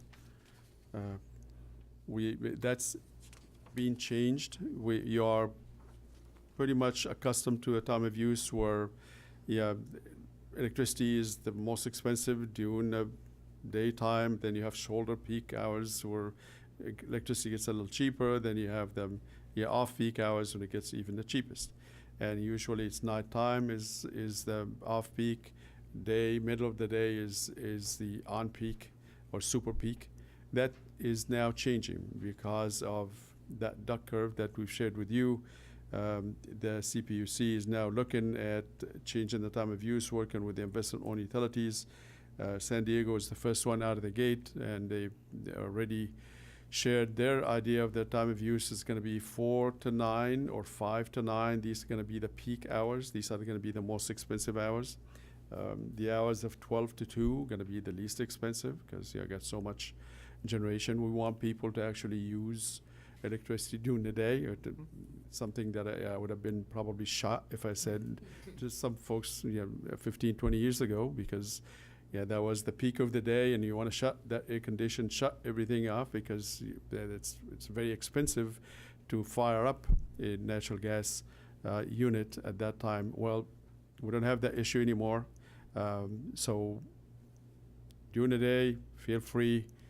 Between the hours of 5 to 9, you may want to, not run that dishwasher, if you will. There are a number of issues about the time of use and the NIM. For those of you who own solar, you probably will notice that if you have surplus of solar that you're selling into the grid from PG&E, they used to pay you retail price, and then that went down, and now at best you probably get 2.8 or 2.9 cents a kilowatt hour. So they pay you the wholesale price for what they buy from solar. We've done them better. I think we've set our excess generation from solar at over 6 cents, if I remember correctly. But the pricing for it now has gone down to the point where people are slightly discouraged to oversize their solar rooftops. So if you are thinking about it, build it. I encourage you to do it. If you can put a battery too, that would be fantastic. But please don't oversize it. That doesn't really help the grid much.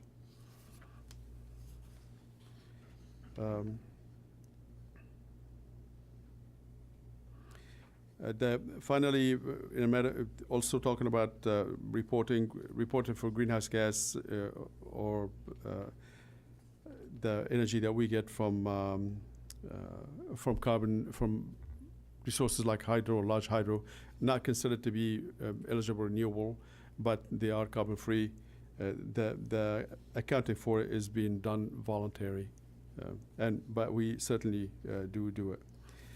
And with that, I'll end my presentation, Mr. Chairman, and be glad to take any questions that you might have. I have a question. What do you anticipate our peak load to be, say, in the summertime, like August, or maybe the winter in February? For all of the For, yeah, the three CBE. counties, yeah. Yeah, roughly we're in, probably about 640, 650 in the summertime. It goes probably to 400, maybe 450 in the wintertime. Could you repeat that? About 650 in the summer, maybe 450. Am I close enough, Mark? Back there? You'll take my word for it? Take your word for it. Okay. Thank you.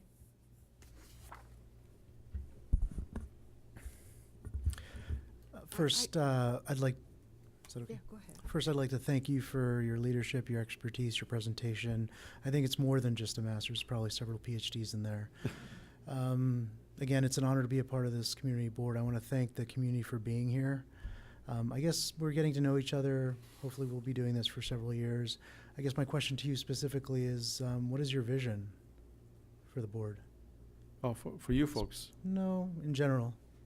Oh, my vision for... Just getting to know you, yeah. What's your vision? What is your vision for the MBPCP? Yeah, well, if you ask me that one thing, what's that one thing? For those of you who saw that movie, very old movie, City Slickers, right?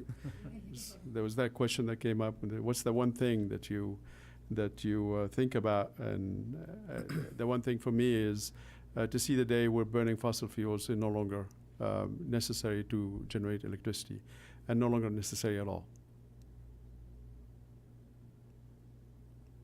And I hope I reach it in my lifetime. I think you will. I have a question. It's just a curiosity. Why biomass is so little? You know, the production of energy through biomass, especially in California, where I see the farmers burning the material that they have that could produce energy.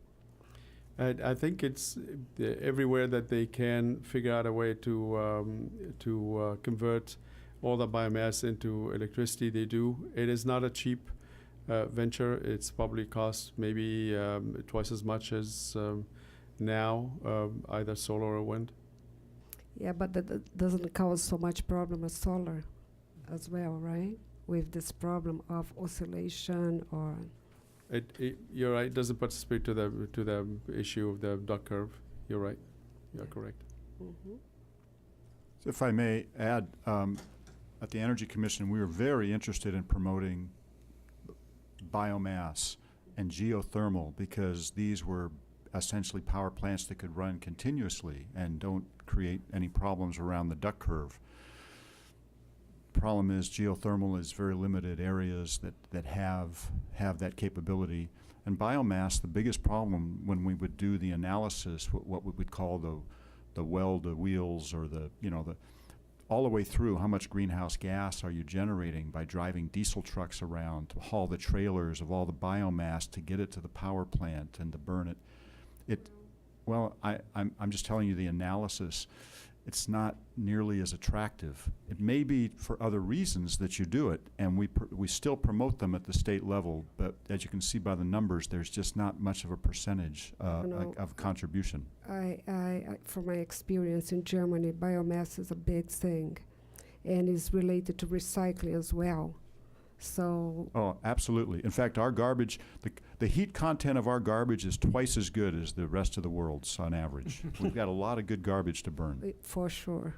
Yeah. And they burn and go direct to the atmosphere and could be used to produce energy and heat. Absolutely. And there are companies that are doing this, but as Mr. Habashi said, it's hard for them to compete economically. So we drive it with state requirements, and I'm not saying we're not doing this. We are, but it's just not nearly equaling the kind of growth we're seeing in solar and wind. And I just have to add that biomass burning, you have a lot more issues with regard to controlling particulate matter and nitrogen oxides. And that's why I think Tom's vision is a good one. We've got to get away from combustion. There's a whole load of stuff involved in biomass burning that most air pollution control agencies don't want to have to deal with, or would have a difficult time permitting.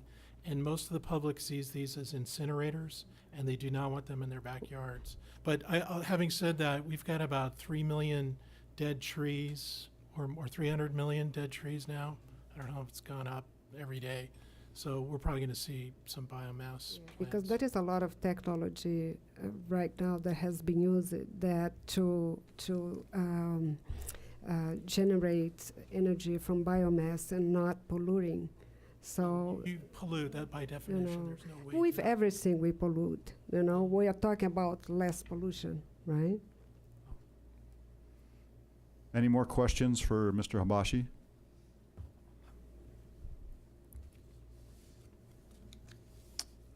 Thank you very much. Chairman, would you mind if you can open to the public, please? Absolutely. To the next item. How do we normally do this, Mr. Habashi? We just ask Generally, the public just if ask they'd the like to come public if forward they and have ask a it, yeah. question? Yes. Please do. Please do. If any of you wish to come forward, the podium is yours. Chair, they would have 3 minutes to speak as well. Oh, we limit them to 3 minutes? Yes. Well, that's a suggestion. Go right ahead, sir. Hi. What's your name? My name's John Morrison. I live outside Watsonville. I'm a homeowner, got solar on our roof. Live in a community, so I'm a complete rube to this, I have to say, but an interested rube. We've got several people in our neighborhood who are curious about the long-term planning for distributed power generation through solar. We've got people who are saying, could we establish a part of a utility in our neighborhood that generates power, maybe for us, but maybe to feed your strategic plans, that would be economically attractive to us and to companies like MBCP. I don't know. I couldn't, these questions come to me, I can't answer those questions. I wonder who maybe at MBCP deals with strategic planning that would entertain a conversation with a community or a neighborhood. I just want to point out that we do have an RFO out, a request for offers for local generation, solar mainly. That will be in the size of 1 to 3 megawatt. We're certainly willing to take something less or something more, depends on what could be offered. That RFO is out today. It's on our website. To the extent that the developers, a community that would like to build something and provide that output from that plan to us, please go ahead, make an offer. I believe we've started already receiving a bunch of offers, so we certainly glad to receive more offers. In addition, we are in the process of putting together a number of programs, and that is going to be coming to you folks eventually for evaluation and ranking. That will allow us to spend some money on doing things that will help reduce greenhouse gas, keep the rates in check, and encourage and hopefully add more jobs and more economic vitality to the community.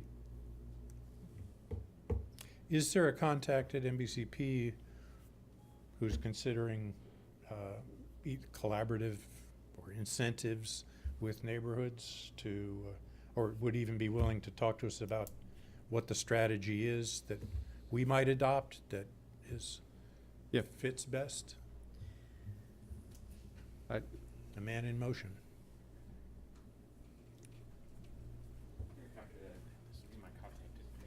There you go. Great. Great, Mark. Great to meet you.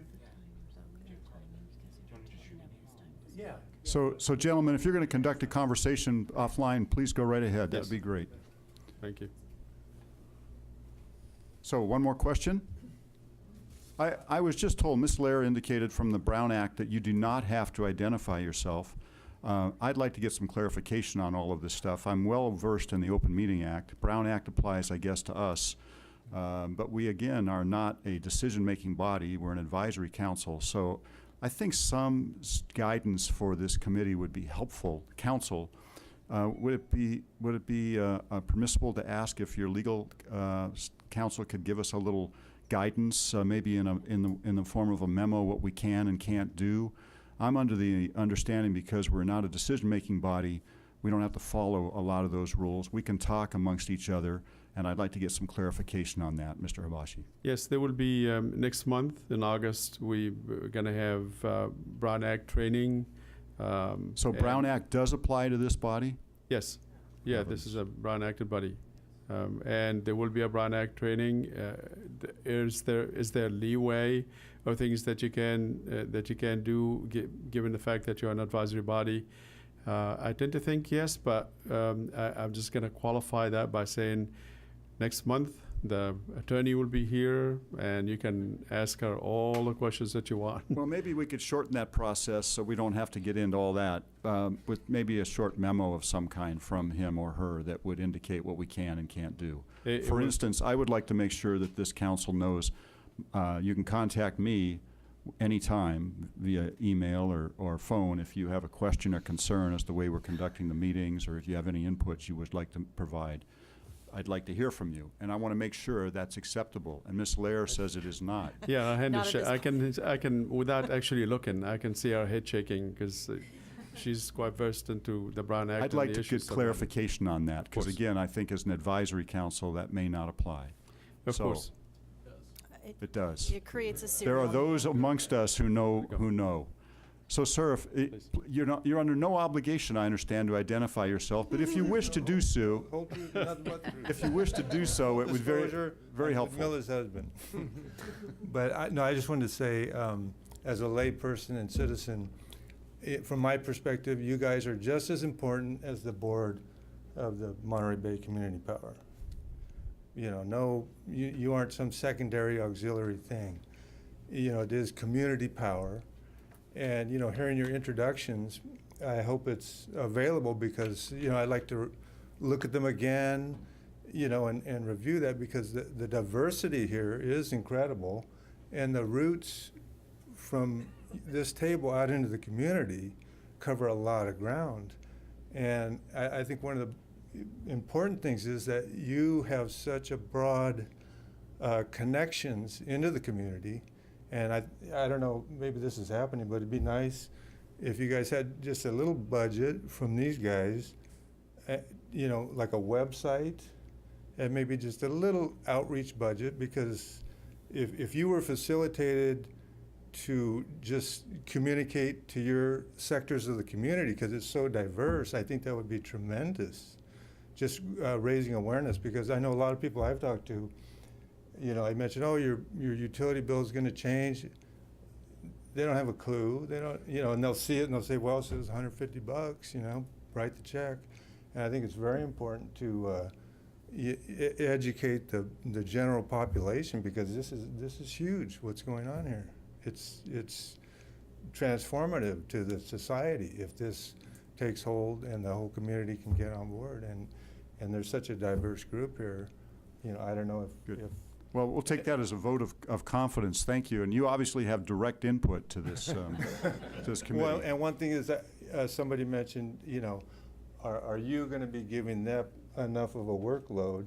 And I would just encourage you guys to, create your own ideas and say, hey, can you help us with this? Can you maybe give us some resources for this, of ideas that we've come up with? All right. I just encourage you to do that. Thank you. Thank you for the comment. However, if I may ask, we're really just trying to ask questions right now of Mr. Habashi's presentation, correct?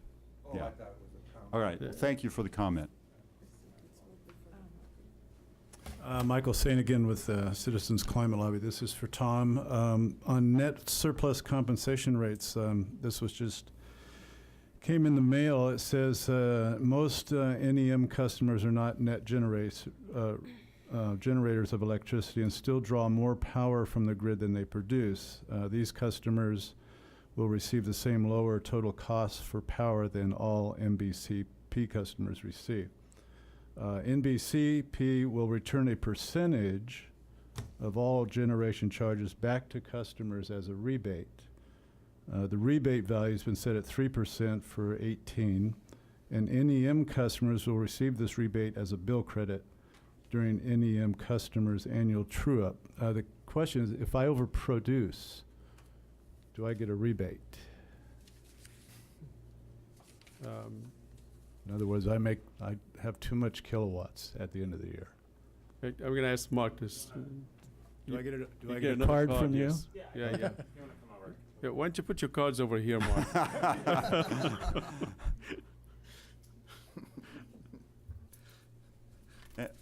Any more questions? Otherwise, I think we have another presentation by Mr. Habashi, legislative and regulatory overview. So, council members, if you thought there was a lot in the first number of slides, the legislature is here to make it even more complicated. Mr. Habashi, go ahead. Thank you, Mr. Chairman. I think you probably can give these presentations a whole lot better than I can. This is some of the legislation that's circulating now in Sacramento that can have some impact on us. First one is SB 100, and I misspoke. I said we're going to be at 100% carbon free by 2045. That was last year's number. I think we're now looking at 100% carbon free by the year 2030. And that bill is still in session. Prospects unknown at this point.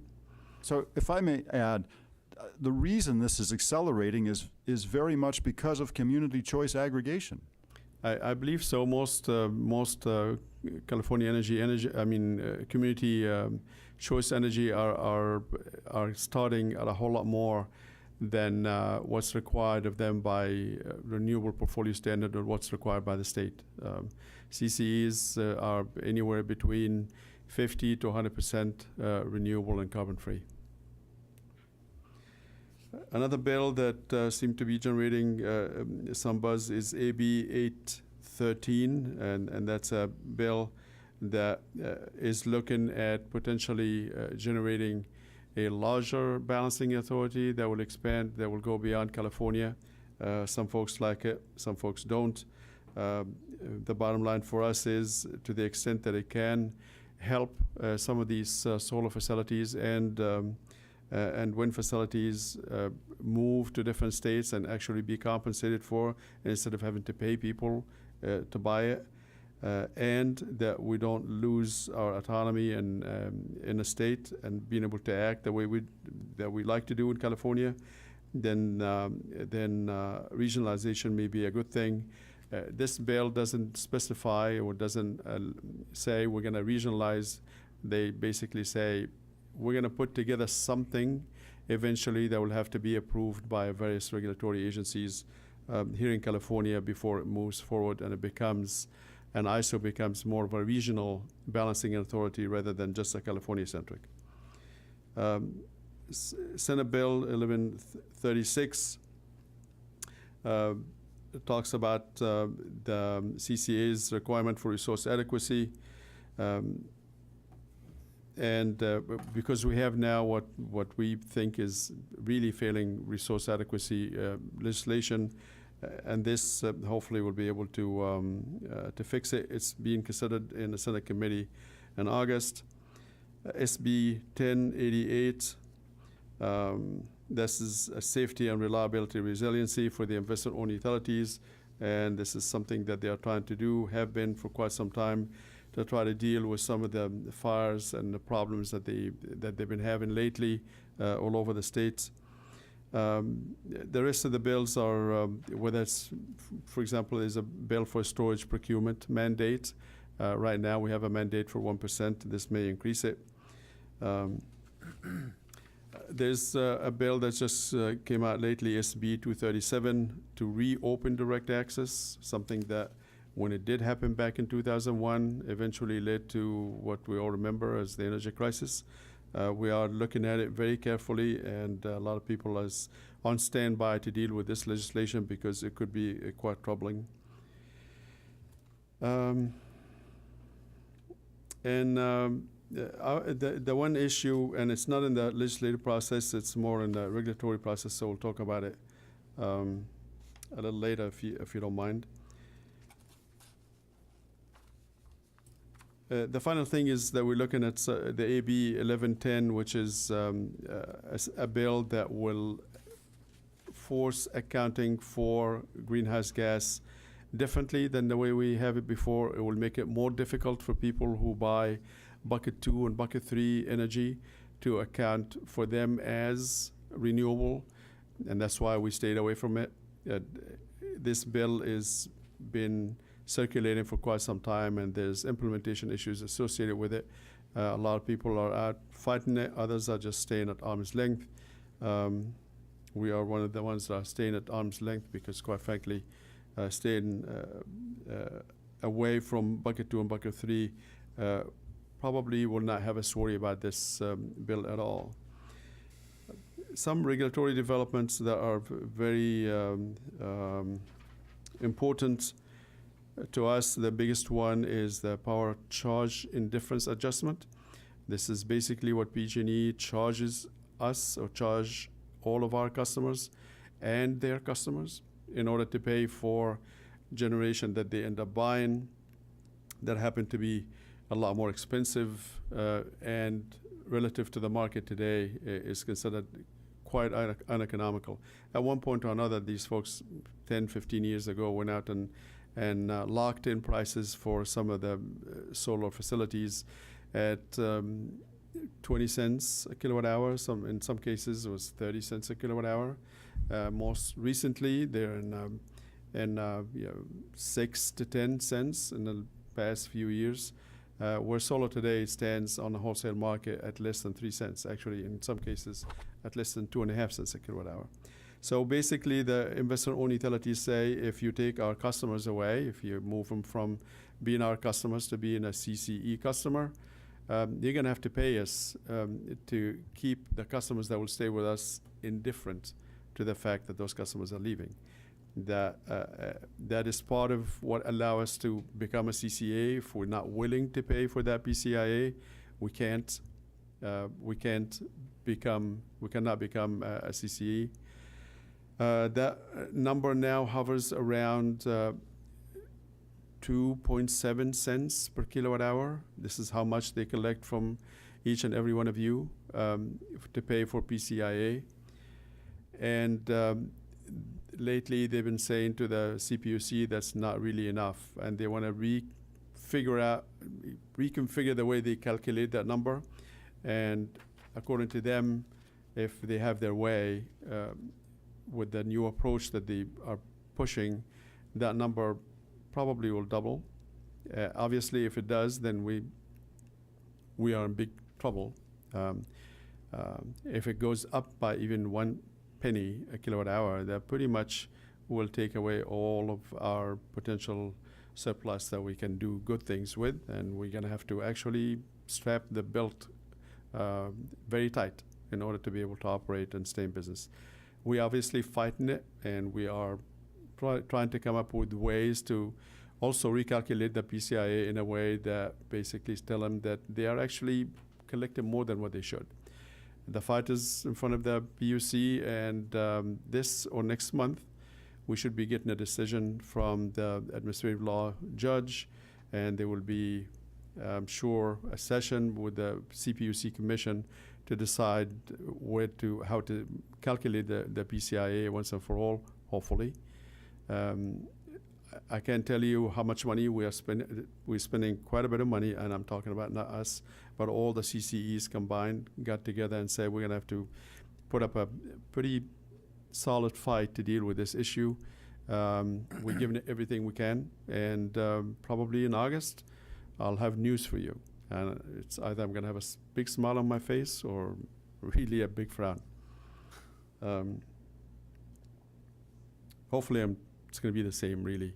It won't change. There are other issues in front of the CPUC. I'm not going to go through them one at a time, but I'm more than happy if you have questions about any of them. We can talk about them.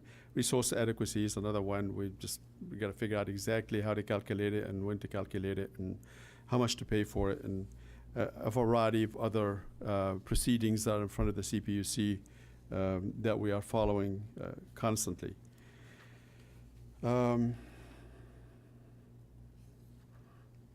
Biggest one on other regulatory development here is the Green Book. I'm going to spend just 2 minutes on it. And that is a document, a white paper that the CPUC staff have put together after conducting about a year worth of meetings and en banc hearings in order to try to figure out how to deal with the fact that they have so many now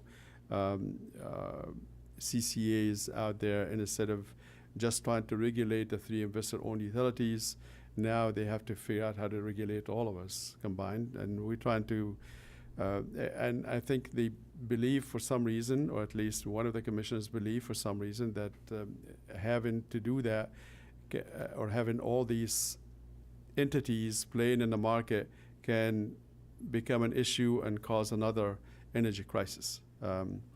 We think it's the other way around. We think the more smaller groups, the better.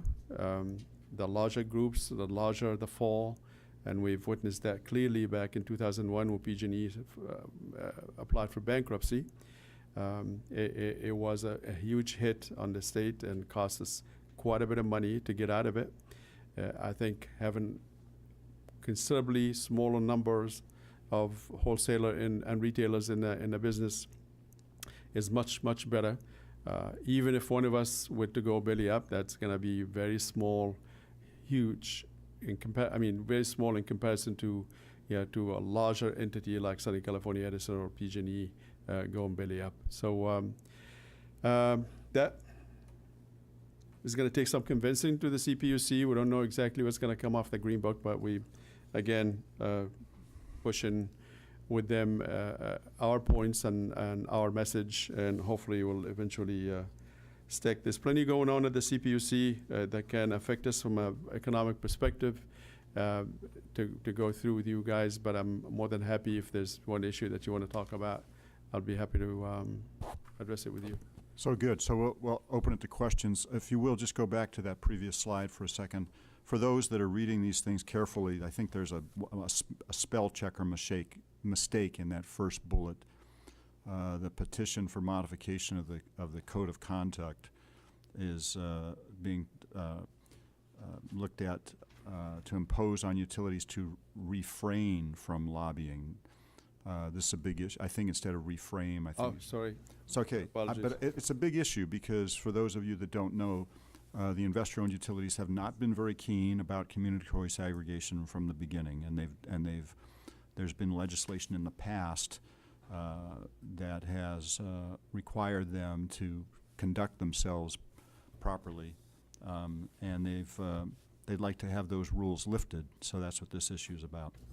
So there are a lot of issues that are on the table from a regulatory point of view that could affect community choice aggregation going forward, and they represent a lot of threats to our financial well-being. So I can imagine that the CalCCA, the California Community Choice Aggregation Association, the industry group, is very busy on this front on behalf of all CCAs. That is correct, yes. Yeah, this is our trade association, and they focus entirely on legislative and regulatory matters. So are there any questions from the council on this regulatory legislative presentation? Please. Yeah, no question, but just a suggestion. This pales in comparison to the PCIA issue, but if you could possibly track some of the legislation on when it comes up on reduced rate programs. Right now, there's Senate Bill 1135 that actually codifies the Family Electric Rate Assistance, which is not a low-income assistance program like CARE is, but it's a reduced rate program that's going through the legislature right now. So if you could possibly add some of the reduced rate programs as they come up to the radar screen, that would be great. Sure, we'll do. If legislation like that were to pass, would our CCA be under the same obligation that the IOUs are? I don't know quite how to ask that. Are we subject to the same requirements? I believe the compensation for low income, all of it comes out of the public goods charge, and PG&E still collects the entire public benefit charge. So the compensation for these programs right now is funded Would by affect PG&E. our members too. Carries now. Yeah, and it applies to everyone. Yeah. And a couple of questions on the direct access. What drives who's promoting that? Is it large users, large industrial users, or where is that coming from? Mostly is energy services companies. So any marketer that's in the business of buying and selling electricity, they would love nothing more than to be able to work directly with large consumers. Just a single account, easy to work with, one area to buy from and to sell to. They don't look at the community at large. They only focus on large accounts. And that would tend to diminish Monterey Bay Community Power revenue if there were more direct access accounts? Yes, of course. And I think if there's more direct access account that doesn't take the community into account and just focuses only on selected number, then that does impact us. Yes. And my other question was about AB 813, and I've heard a lot of concern about that legislation around the level of control where California would have, a pretty small say in the governance of it because we're just one state, even though we're the biggest player. And, also the fact that there's a lot of big coal states involved that would have an interest in writing regulations that promoted coal. Is CalCCA working to try to tweak the legislation to address those issues? Yeah, I think the legislation at this point is trying to at least allow the California ISO to establish working with other states on what the framework of that larger regional balancing authority is going to look like. And when they do that, then we will have all the time to comment on it and address it, and not only us, but all the regulatory agencies here in California.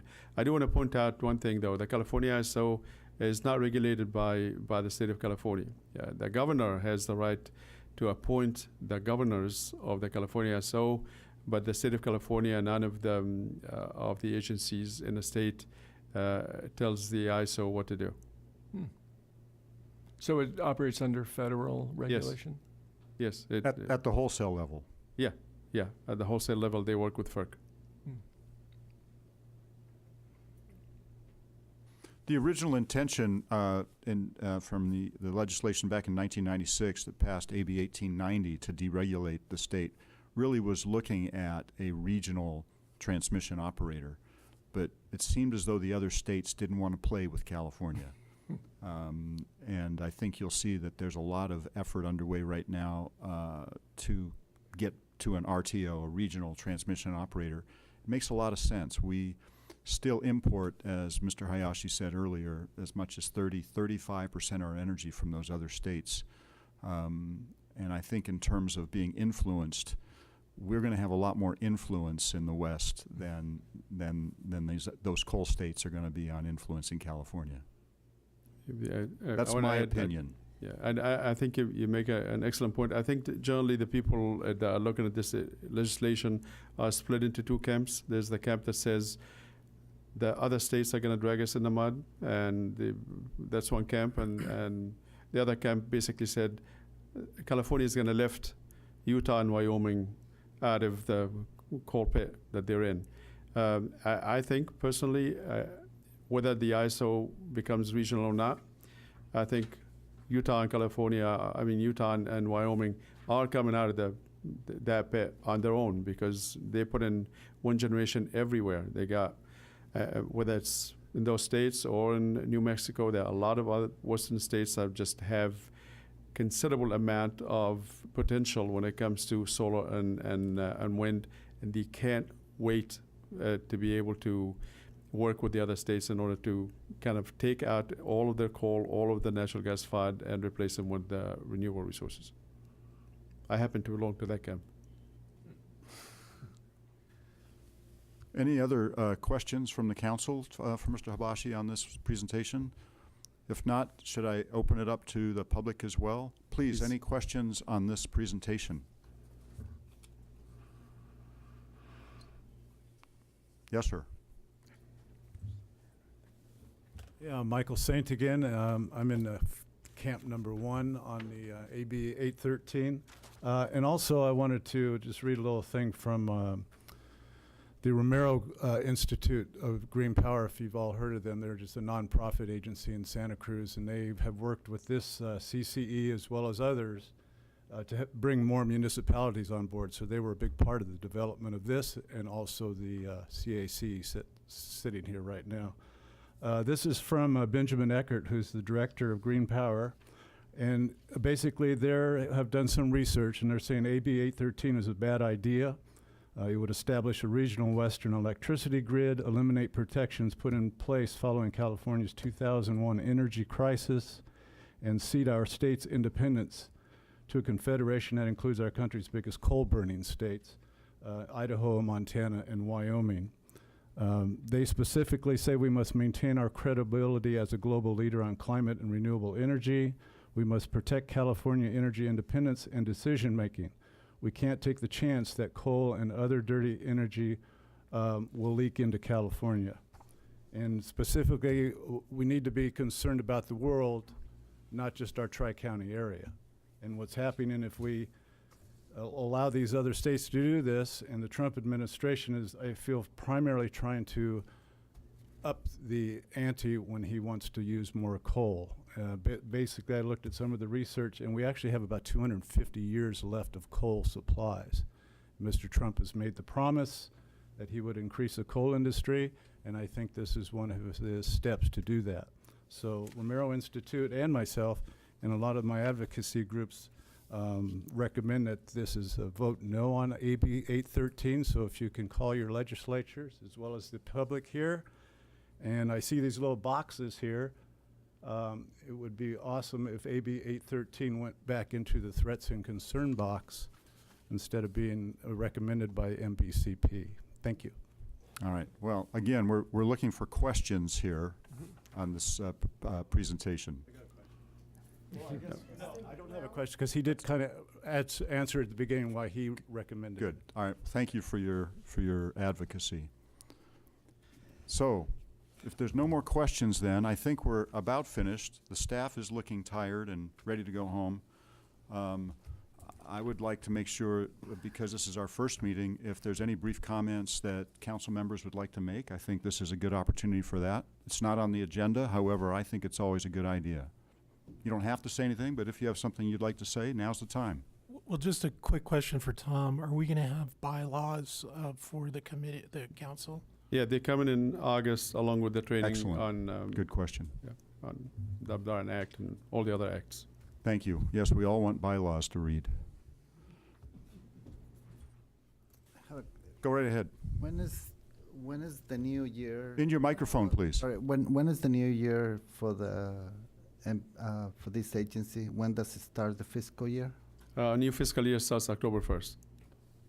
Thank you. So were you asking with regard to our terms on the council? Is that what you're asking? No, I was asking because that's when there's going to be percentage of money available for programs. Good question. I just want to point out that we actually do have money available for programs now. We just don't have programs. We are working on it and trying to get it developed, and we're going to be bringing it to you the first chance. I believe in August and September we are scheduled to be sharing some of the design of the programs with you, and eventually, hopefully, by the next fiscal year, we have a set of programs to begin designing and eventually implementing. But we do have money available now, and that money will be moved to the next year's budget, which also will have money available for programs. I had a question about when we talk about programs, are you referring specifically to surplus revenue that would be developed in the first year, or is it kind of an ongoing thing with increasing revenues after the first year? Would you still be talking about programs in that context? The idea was, at least what we shared with the policy board a while back, and they agreed to it, that for the first and the second year, whatever surplus money we have available, first we're going to schedule programs at 2%, of total revenue, and that becomes an expense. Then whatever money that's left, the first year it will split into 90% will go to reserves, 10% will be given back as rebates. The second year it will be 20% given back as rebates, 80% go into reserves. By the third year, we believe somewhere mid-third year, we'll have sufficient balance in a reserve account to be able to take whatever surplus that we have available, split it 50-50 between rebates and programs. And to the extent that we don't see a huge rise in PCIA or a drop in PG&E's power supply cost, so all things being equal and somewhat rosy, we should have a substantial amount available for programs comes the year, fiscal year 2020. Have you also factored in when you would anticipate getting a bond rating so that you can borrow money? If I can help, it will be probably by the conclusion of maybe our third year in operation. So September this year is our conclusion of our first year. Then by September of 2020 will be a good time to go get a bond rating. By that time, generally, most of the rating agencies don't like to see you unless you have 3 years worth of financial statements. But I think maybe we'll have 3 years of financial statements, and we'll have sufficient amount of reserves to be able to substantially support an investment grade rating. I have a question, Jeff, for you. Is there any rules for the participation of the community in our meetings? Because there are some people here, or they are only allowed to to make questions about the presentation? Are there any time where they can express themselves? I think there is time. It seems to me on the agenda right up front. There's comment period before. And we can open up the meeting for questions and comments from the audience on particular agenda items as well. I think the only concern I'd have would be how much time that sort of thing would take. Believe me, I've conducted a lot of public meetings at the Energy Commission. We've done things well beyond midnight many times in communities, and so I'm very much about making sure we get that community input.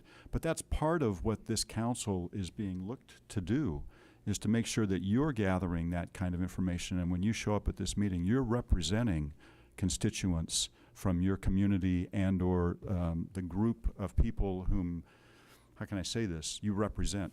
I agree, but I also think that people who made their move to come here and to participate from the community, and they want to say something or ask a question, and there are not many and there are not much questions, we also have to have the flexibility to listen to them.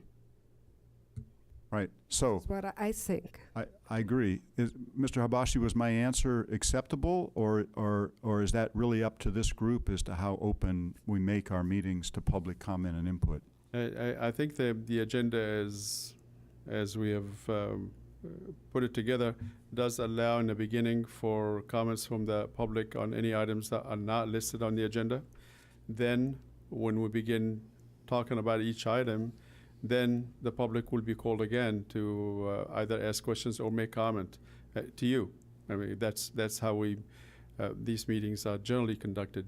So they have certainly the ability to come and make comments on issues that are not on the agenda or on the agenda. It's up to the folks in the public, and I do support what Jeff is saying about each one of you is really connected to the folks that your community or the group that you represent here. So we will take your input as the community's input as well. I'd like to know what the procedure is for adopting the bylaws.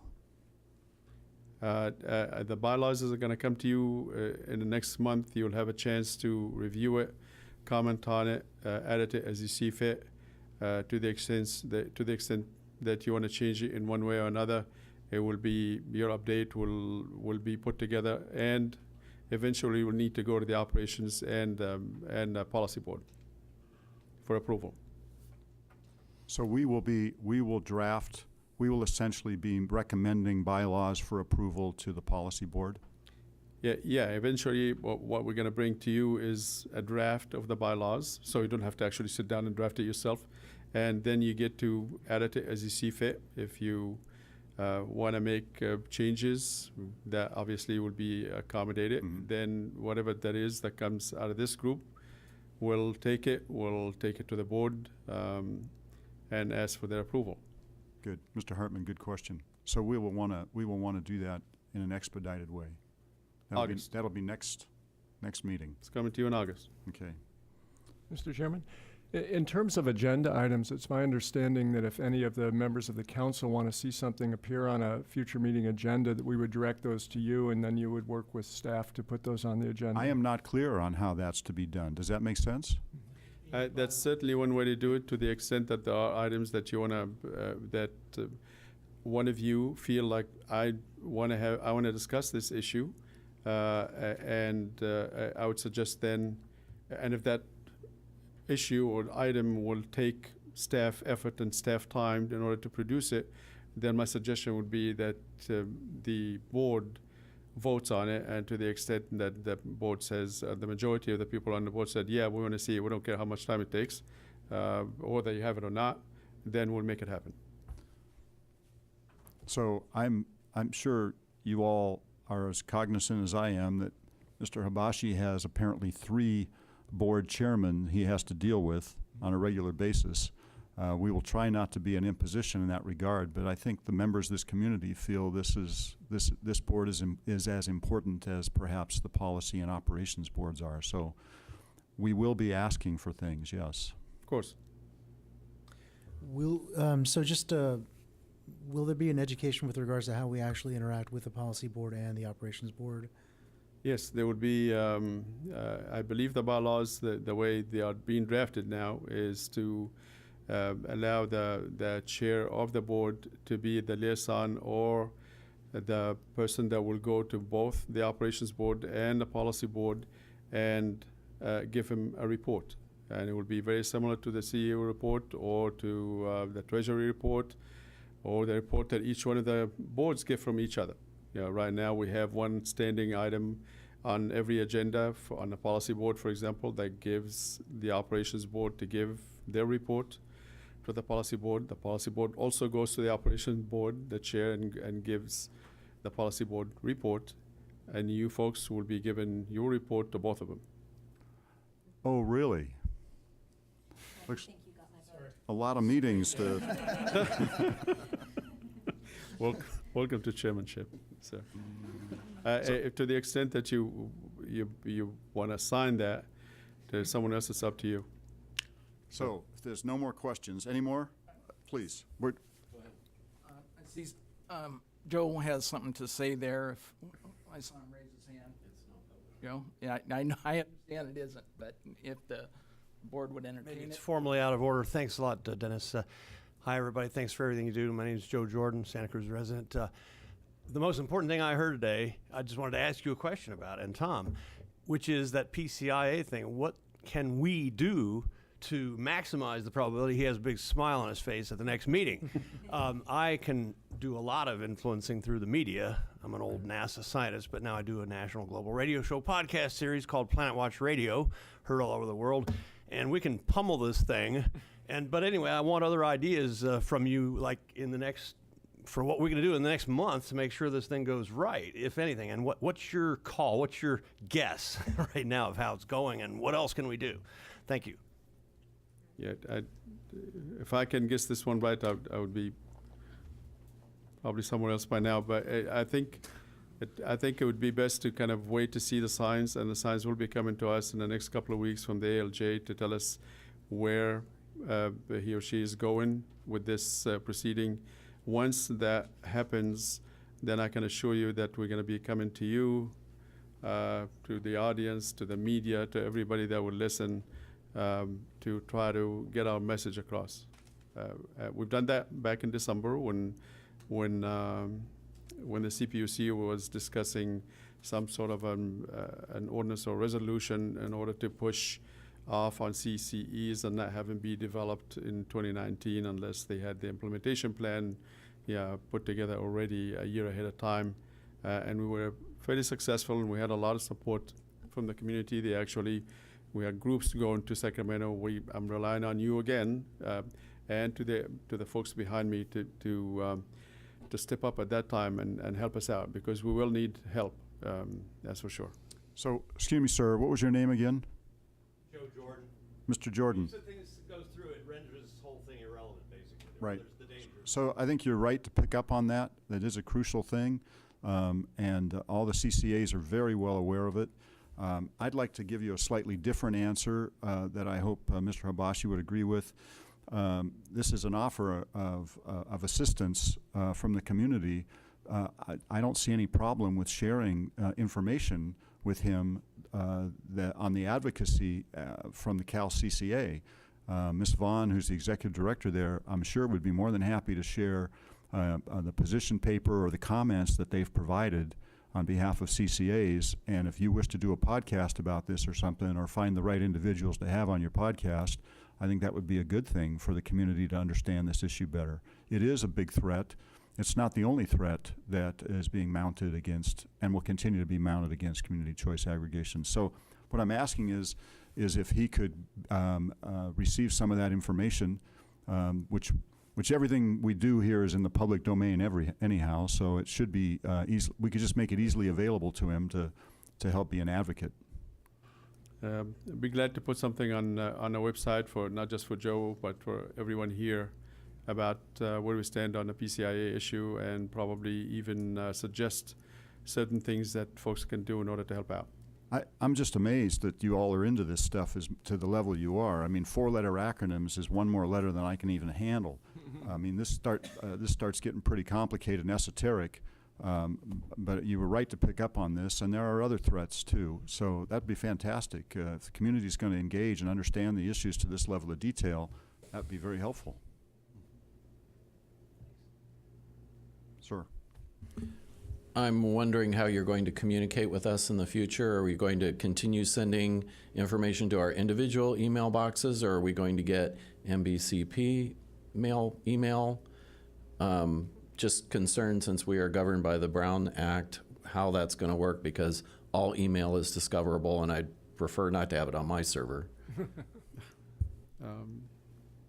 Brittany, you want to speak to it? The Policy and Operations Board do use their personal emails or their work emails. It's at your discretion which email address you want to provide to me. I don't know. I think we'd have to have another conversation about providing NBC emails. I think the only thing you have to be concerned about is hitting the reply button. Things that are sent to you, you don't need to be concerned about. Well, I was going to say that generally the one thing that you can guarantee we're going to be communicating to you every month is send in the agenda and the attachments to it. So, and that's going to be sent to whichever email that you have given us. To the extent that you have a question, comments that you want to talk to me about, just pick up the phone. I'm all ears. I'll be happy to talk to you over the phone. If you want to connect with me in any other way, if you connect with me through emails with a question, most likely what I will do, not most likely, I'm almost certain that I will answer the question, and I will copy everybody on the board on it in order to make sure that we are not. And I will always be asking you not to have that become a discussion between you individually, otherwise we'll get a Brown Act issue. Good question. Okay, so. Well, I think that's what concerns me, is because I'm on 2 other public boards, and once in a while you do get someone who hits reply and asks a question or says something they shouldn't. I would err on the side of caution, is what I'm saying. Yes, even though you're volunteers, you're now working in the public domain, so everything is discoverable and open to Freedom of Information Act requests. So if there's no more questions or comments, I'd like to just close with a comment of my own, and then maybe I'd ask my vice chair if she has a comment as well. I say this by way of just a caveat to start. I have a great deal of respect for the individuals that work at investor-owned utilities and the job that they do in keeping the lights on. I've worked with utilities my entire career, and they do a tremendous job. However, there is something you will never see at an investor-owned utility, and that is a community advisory council. It's just a non sequitur. You represent the voices of the customers, which are oftentimes referred to as ratepayers by investor-owned utilities. And so it's a new opportunity with this in community choice aggregation.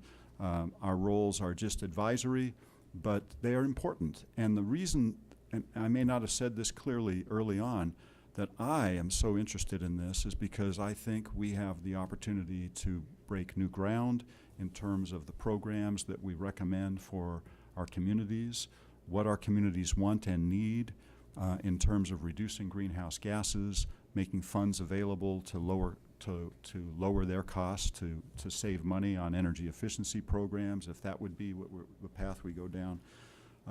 It's a wonderful opportunity, and although and I don't mean to come across as though I understand everything in this industry, I do not. I'm very interested in hearing what communities and consumer groups have to say.